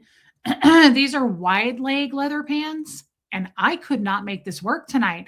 I finally did. I got this top at the Anthro sale months ago and it looked way cuter online than it was in person. I was like, I am not going to wear that. And I don't love prints. I don't love prints, but I like prints if they're bigger like this. I don't like tiny prints. Typically, I say that and then I'll wear something. But I paired these. So I went through a bunch of tops. Like here, I sent this to Tommy actually. I was like, do you like these shoes or these shoes?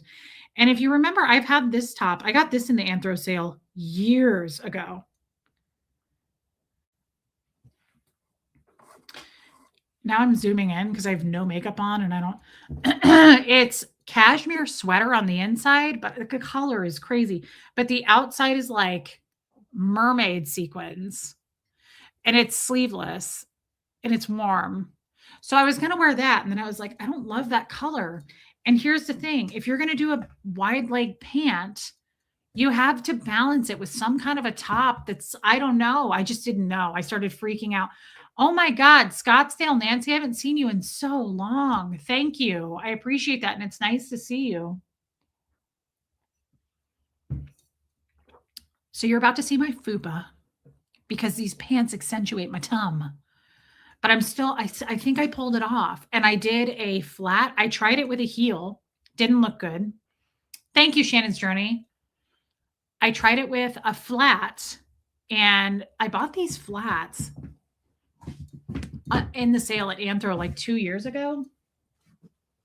This is apparently a really good brand, LaRude. And I love a pointed flat. It's just a nude. Hey, Christy Anise. Okay, yeah, go back over. I was like, what are you doing here? The lifeboat's live. Thank you for coming over. I love a nude pointed toe. When you have short legs, these come in very handy with pants or a dress. because it elongates the leg. I don't know how else to say that, but it really does work. I'm kind of a tennis shoe wearer these days. I really wear sneakers with most of my outfits, but going to this steakhouse, Fupas Unite, I'm not. They're Lapis Sky, they're okay. I'm breaking them in, but they are patent leather, which they're hard at first. And no, I wouldn't do a lot of walking in them, but they were fine. My feet don't hurt wearing them. Okay, so night mist, sunrise, dawn. Heels aren't for me either. Lapis Sky, I don't wear heels. I should correct myself. I put on a boot. I put on a gold pointed toed cowboy boot. I can do that. I don't do heels. No way. I can't. There's a weight limit. I exceed it. Okay. So you're going to see the tum, but I want you guys to tell me because I need to know if I should keep these pants. I have leather pants, but they're not wide leg. Wide leg is hard when you are wide like me and you have a tummy. Yeah, Roddy Mom. Okay, let's see if I do that. Get this out of the way. So I get a red belt with that. They have pockets. Here, I'm going to turn this up a little bit. Hey, Aspire. So this top is elastic right here, so I didn't even have to tuck it. But I kind of tucked it. I did a thin little red belt. My butt is big. But holy shit, you try styling a wide leg pant. Oh my God. It is so hard. And I say that, and I wear wide leg jeans. But for some reason, Maisie, I think this is still in the damn Anthro sale and it ends tonight, I think, and it's 50% off the sale price. I think this top is like $20 at this point. Thank you, Mimi. This was so hard to pair.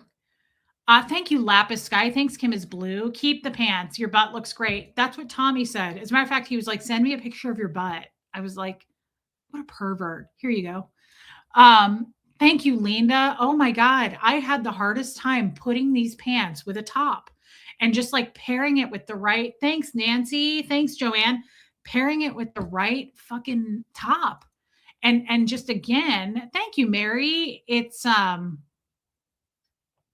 I'm all ass, Cindy. I have such a, as a matter of fact, when I sent Tommy a picture of my butt, I was like, oh my God. I was like, my butt's kind of big. I was like, that's a big ass. I sent him that picture. I was like, whoa. Here. I was like, that's that ass is bigger than I thought it was. The boots didn't look as cute. Do you have, oh no, I don't have a leather jacket, but speaking of jackets, here's what I wore with it. I thought this was cute. Most of you have seen this, but I never get a chance to wear this. And I thought this was really cute with it. I also love black and white.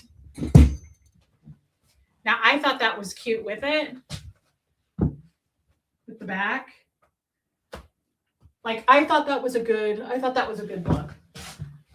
With the floral, I thought the red pop of floral with the red belt was cute with the black and white. And then just the nude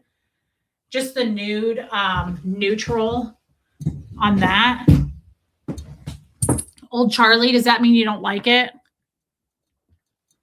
I thought of that too. So yes, you're in the right direction. One of my sheer, thank you, Maria. Stop putting yourself down. Hey, Zoe, when I look at you, I see a really pretty woman with beautiful skin. And most importantly, you are a beautiful soul. You're funny. I like the shoes. Maria, thank you. Wow, that was really sweet. Thank you. Okay, I'm trying not to be so mean to my body. Angie, I love this jacket. It's so Cruella de Vil. Look at the inside. It also reminds me of Moira Rose if you watched Schitt's Creek. I do have red pointy-toed flats. I don't have Leslie. I don't wear heels. I can't walk in heels. Raspberry Beret. Try one of your sheer lacy tops. So I thought of that. Here's the problem with those sheer lacy tops. Thank you, Maria. I know you mean it. I could feel it through the screen. Thank you, Lapis Sky. Those sheer lacy tops are amazing on camera. I can stream in those. You have no idea how tight those are. I can't fucking breathe in those things. I feel like I'm wearing Spanx. I can't feel my spleen. Every time I take that top off, my entire, like one of my lungs, like I have to like shift it back over. I feel like I'm on 6 layers of Spanx. Thank you, Panda. Isn't it Moira Rose? It's so Moira Rose. I love this jacket. Thank you, Hope. I need to do that. Yeah, it's super tight. It would have not looked cute with the pants. I needed something to balance. When I wear a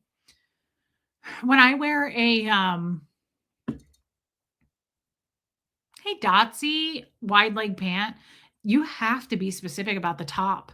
Like what I love to do is a wide leg pant with like a frilly sleeve top, like a puff sleeve, like something to balance, right? Yeah, you guys want to know too, like going to dinner, don't be my mom. I just wanted to also say that while we're all together again and the new people left. Zoe, of course you do. Don't be my mom. Okay. I have a lot of patience in this world, but this happened recently. My mom and I went to get ice cream somewhere like a month ago. She did it again tonight. Stop doing this. I don't know if it's an older person thing. My mom, we went to get ice cream, okay? And she gets a scoop, right? And the lady hands it to her. And my mom goes, "Oh, that's a lot." Okay, that's a lot. And she goes, "That's a lot. That's a lot of ice cream. That's too much." Hey, Pamela. And she's like making a big deal out of it. And she was like, "That's too much ice cream." And I finally just kind of snapped at her and I went, "Mom," I said, "then don't eat it. Eat what you want and throw it away, girl. This is America." I was like, "Just eat what you want and toss it. You don't even have to mention that it's too much. You're paying for it. Like it's not by the ounce. Just eat what you want and throw it the F away." Like I was kind of mean to her in this. I feel like I embarrassed her and then I felt bad. So tonight we're at dinner and my mom, I'm starving. Okay. I hadn't eaten all day. I waited all day to eat because we were going to a really fun restaurant and a steakhouse. And I was like, I never get to go out anymore. I'm not eating. I don't want to even be like slightly hungry. I want to be hungry. So we get there to eat. We get seated. My mom's arguing with this waitress for 10 minutes over a dinner salad. She's like, "How big is the chopped avocado salad versus the house salad?" And I was like, and the waitress is literally annoying the shit out of me too. The waitress is like, "Well, I would say, well, it's kind of like it's in a," I was like, "Get the fucking salad." I was like, "Mom, get the salad. Just get the salad. Don't eat it all. Just don't eat it. Just eat what you want. Pick out the avocado, eat the blue cheese, and send it away." I was like, "I don't care. We just have to order something. I'm so hungry." And my mom's like, "You know what, Reese?" She was like, "You should stop starving yourself till you're starving like this because then you're in a bad mood." And I was like, "I'm not in a bad mood. I had a date for Valentine's Day with you, and I just wanted to make sure that I was hungry." I was like, "Normally I would have eaten, Mom." This waitress is literally like, I don't know, Maisie. I just love turquoise. I know Kim is blue. Hey, Gary Scott. Yeah, Pamela. I was like, literally, this waitress was like, "Well, the dinner salad is probably more." She was like, "But the chopped salad is probably a little more." I was like, "Holy shit." I was like, just get. So then she orders it. And right as the waitress is about to walk away, my mom goes, "You know what? I think it's going to be too much." She was like, "Because we're going to get bread, right?" She was like, "No, I think if we get bread, I'm going to be too full. And then I'm going to eat the salad. And I'm going to wish I had." I was like, "Okay, no salad for her." I was like, "I still want the salad. So I'll take the salad first." I was like, "No." I said, "You know what, Mom?" I was like, "We can share a salad. You can have bites of my salad. How about that?" Like, it's too much, guys. Please don't do that. That's all I'm asking. Please don't do that. Like, you don't have to, you're focusing on the wrong things. Okay. I just want to make that clear. Like, you're focusing on the wrong shit, Lady O. You're focusing on the wrong things. Like, we never get to go out to eat. We don't go out to eat. Get the salad. Like, splurge. I'll buy the salad. Get the salad. And if you're just going to get a scoop of ice cream and it looks like too much, take 10 bites and throw that shit away. Like, it's called self-care. And it's the title of this. Hey, Allie, you don't have to explain anything to anybody. So, like, if you decide that, I got a salad I wish I hadn't, I don't feel like you're going to think about that on your deathbed. I'm not. I mean, that's not true. On my deathbed, like in my last moments, I'm probably going to be thinking about like the best Mexican enchiladas I ever had. We're in Ecuador. And I'll probably be like, I'm going to miss those. Right. And then I'm going to go down forever, close my eyes till the end of time. Baby steps, please don't put that off on older folks. I'm about your mom's age and I don't do that. And I know others don't do that. I know a lot of older folks that do that though, because I worked in senior living. Now, you guys aren't seniors yet. I wouldn't consider you guys seniors. My mom is 70. Like, that's not old. But when I say older folks, I'm talking about anybody older than me, baby steps. I'm in my mid to late 40s. I have to feel like I'm still youthful. That's all I meant by that. I love older people. You know this. I marry old people. Thank you for your super chat and clarifying. That's why I'm like, that's like, why have more money than you can spend? You can't take it with you. Exactly. Raspberry beret, I make the best enchiladas. I don't know if I believe you. You're going to have to ship some to me for me to completely know that for sure. Love you, Stacy Toms. I'm a senior. I know people who would do that. People get weird. Hey, Jacqueline, people get weird about the weirdest little shit.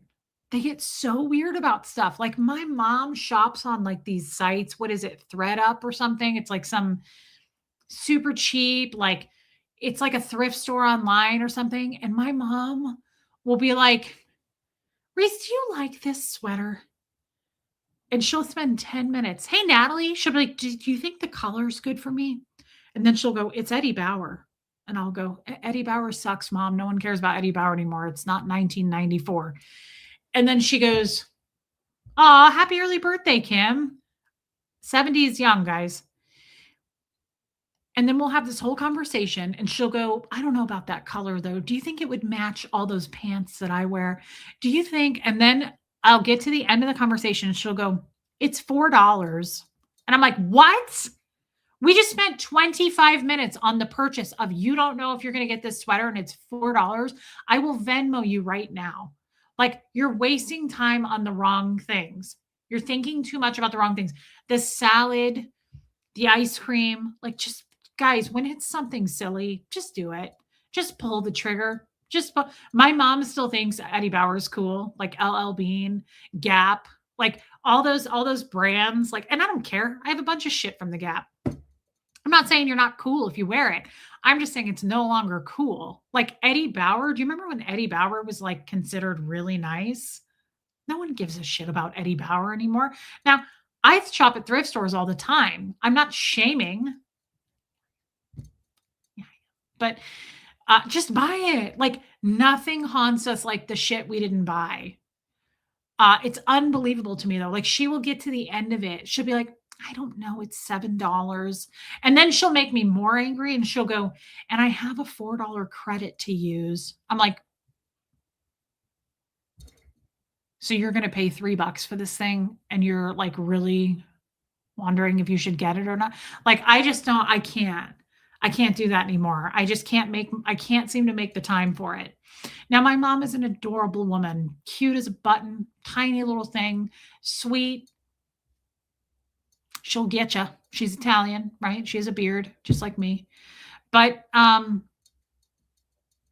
no, just get the thing, guys. Just get the thing. I loved Eddie Bauer. Of course you did, Holly, but it's no more. We don't love it anymore. Sure, if I see something Eddie Bauer in a thrift store and I like it, I'm going to get it. Right? I know, Cindy, we all do it. $20 items are a little different. I will debate over $20 item too. Anthropology did an extra 50% off sale this weekend. Don't think that I didn't go back and forth in my living room. I was like, do I need it? No. What if it doesn't fit? You can't send it back. Like, I was having open conversations with myself. That's different. $20 and up, I can see you arguing about it. When my mom is like, this is $6 and I have a $4 credit, but I don't know if I'm going to like it. I'm like, Mom, Stop it. Either add it to your cart or don't. Like, don't make me commit elder abuse. She orders a martini with 3 olives. Yeah. Well, my mom did get a little drunk tonight. It was cute. I haven't seen my mom drunk since her birthday party last year when she was 70. She was like, I'm going to get a glass of wine. I was like, uh-oh, we all know what that means. And it did happen toward the end. Yeah, Holly, 50% off sale. It was a good one. Yeah, my mom toward the end, of course. It was weird, guys. I was sitting in this booth. I used to love the Gap too. I was sitting in this booth and the weirdest thing happened. My period started yesterday. Shark Week started yesterday. Of course, Valentine's Day. Why? Because my uterus hates me. Yeah, when something is super cheap, who gives a shit? Like, then don't get it or get it. But we can't talk about it for another 30 minutes. I don't have that kind of time. We were sitting in the booth and I was like, oh no. And my mom was like, are you guys ready? And I was like, oh, like I couldn't tell if I had to poop. I haven't pooped in like 2 days. Something's not right. Like I haven't been pooping. And of course it hit me at this steakhouse. And Huxley was like, just go, mom. He was like, just poop if you have to poop. And I was like, I'm going to have to. So I gave my mom the car keys and, my mom was drunk. She's not drunk, but she got tipsy because this restaurant was full of people. And we're sliding out of the booth. And my mom was like, she's like, you might want to poop here before we go home then, because you don't have a gallbladder. And I was like, oh my God. And she was like, I don't know. She said, you started your period. Do you think you have to poop or is it cramps? And I was like, you're never drinking again. I'm never going out with you again. And you get something to drink. Like you will be drinking straight sweet tea like the rest of these Southern fucking people around me. It's never going to happen again. And I am hard to embarrass. But you remember the times we've gone to the grocery store? We went to a grocery store once and we were going to get something at the deli. And the guy behind the deli was like, this, it was like some pasta salad that was cream based. And she was like, I love pasta salad. And I was like, then let's get some.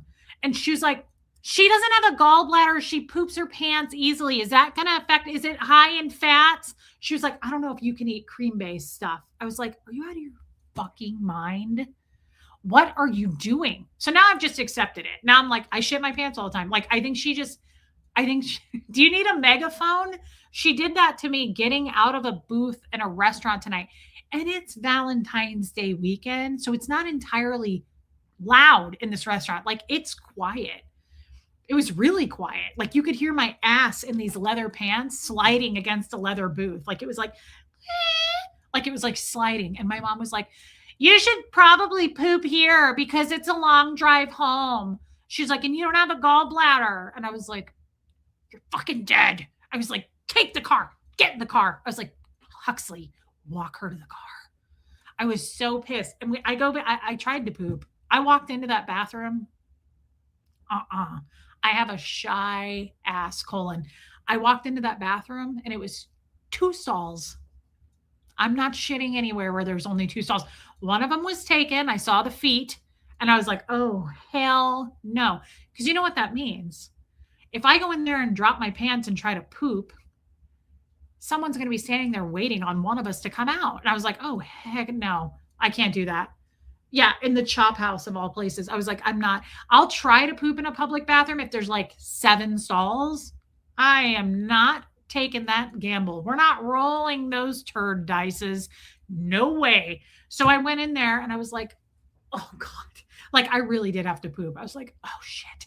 It was one of those things where you have to go so bad that it was like, don't talk to me. Don't turn up the radio. Don't do anything. Like no one talk to me. Let me just focus on this.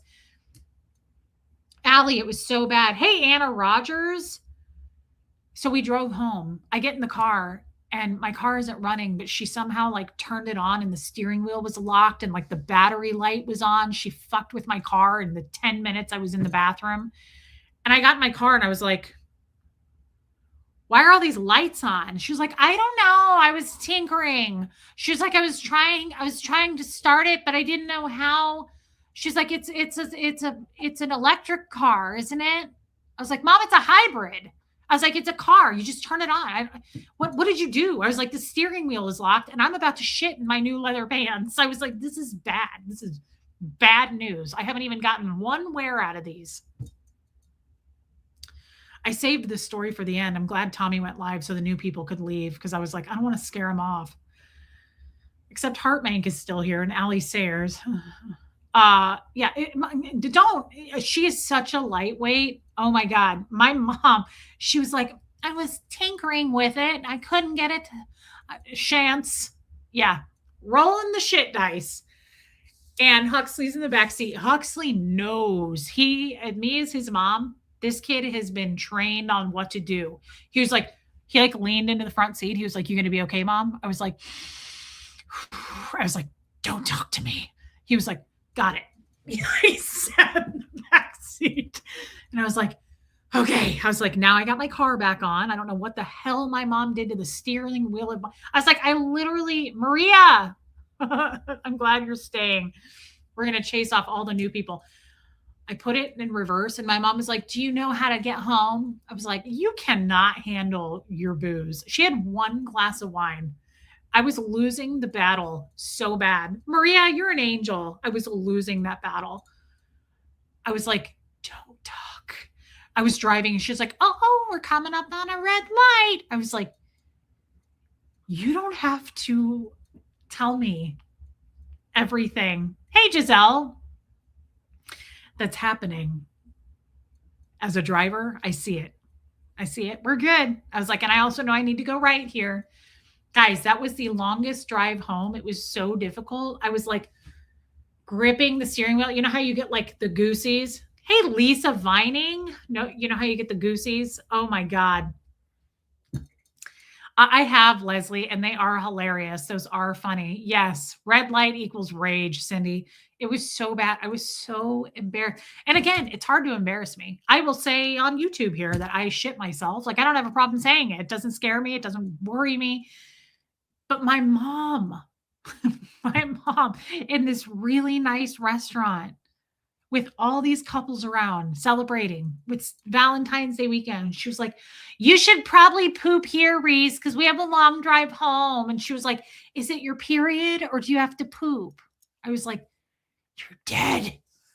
Stop it. Oh, West Coast Fancy Nancy. It's happening. It happened. Oh, you're really doing it, aren't you? You're just shitting in the street. Bridesmaids. I shit myself. I shit my dress. I shit in the street. That happens. That's normal. Nancy, I love that movie. You do? Oh, Helen knows the owner. Ready to party with the best of friends. And I'm gonna go down to the river. Yeah, Holly Bird, I should have tried that. No gallbladder, certainly. No gallbladder. Brett Borg, this is the future now, guys. Thank you, Brett, for telling us what the future is like. Thanks for getting ahead of the times, no pun intended. So yeah, guys, we've been on for over 2 hours. You've gotten to the point that you don't care what people think about you. I hope you get to the point where you can just go when you got to go, Reese. That is so true.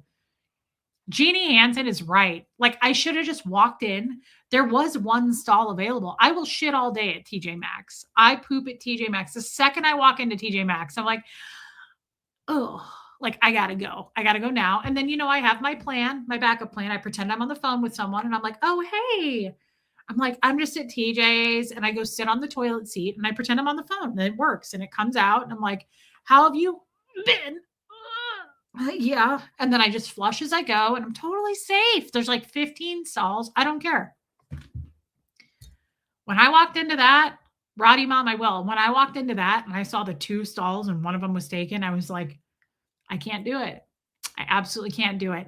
I did pee and I came out of the stall and there was a beautiful pregnant blonde woman standing there with a dress on. And I was like, yeah, can you imagine if I blew this up in here and left it for her? She would have been vomiting. Like, I'm glad that I held it. And she gives you grief. Oh, Reese. No. Isn't it crazy? But it is alcohol involved. Like, my mom isn't usually, well, she is sometimes like that. But this had alcohol involved for sure. I think too, when people drink, they don't realize how loud they get. Huxley was like, she was like, you should probably poop here because it's a long drive home. I was like, did you just say that in all capital letters? Holy shit, Mom. I was like, we hear you. I'm in my early 40s now. Like, calm it down, scale it back, girl. It was such a bummer.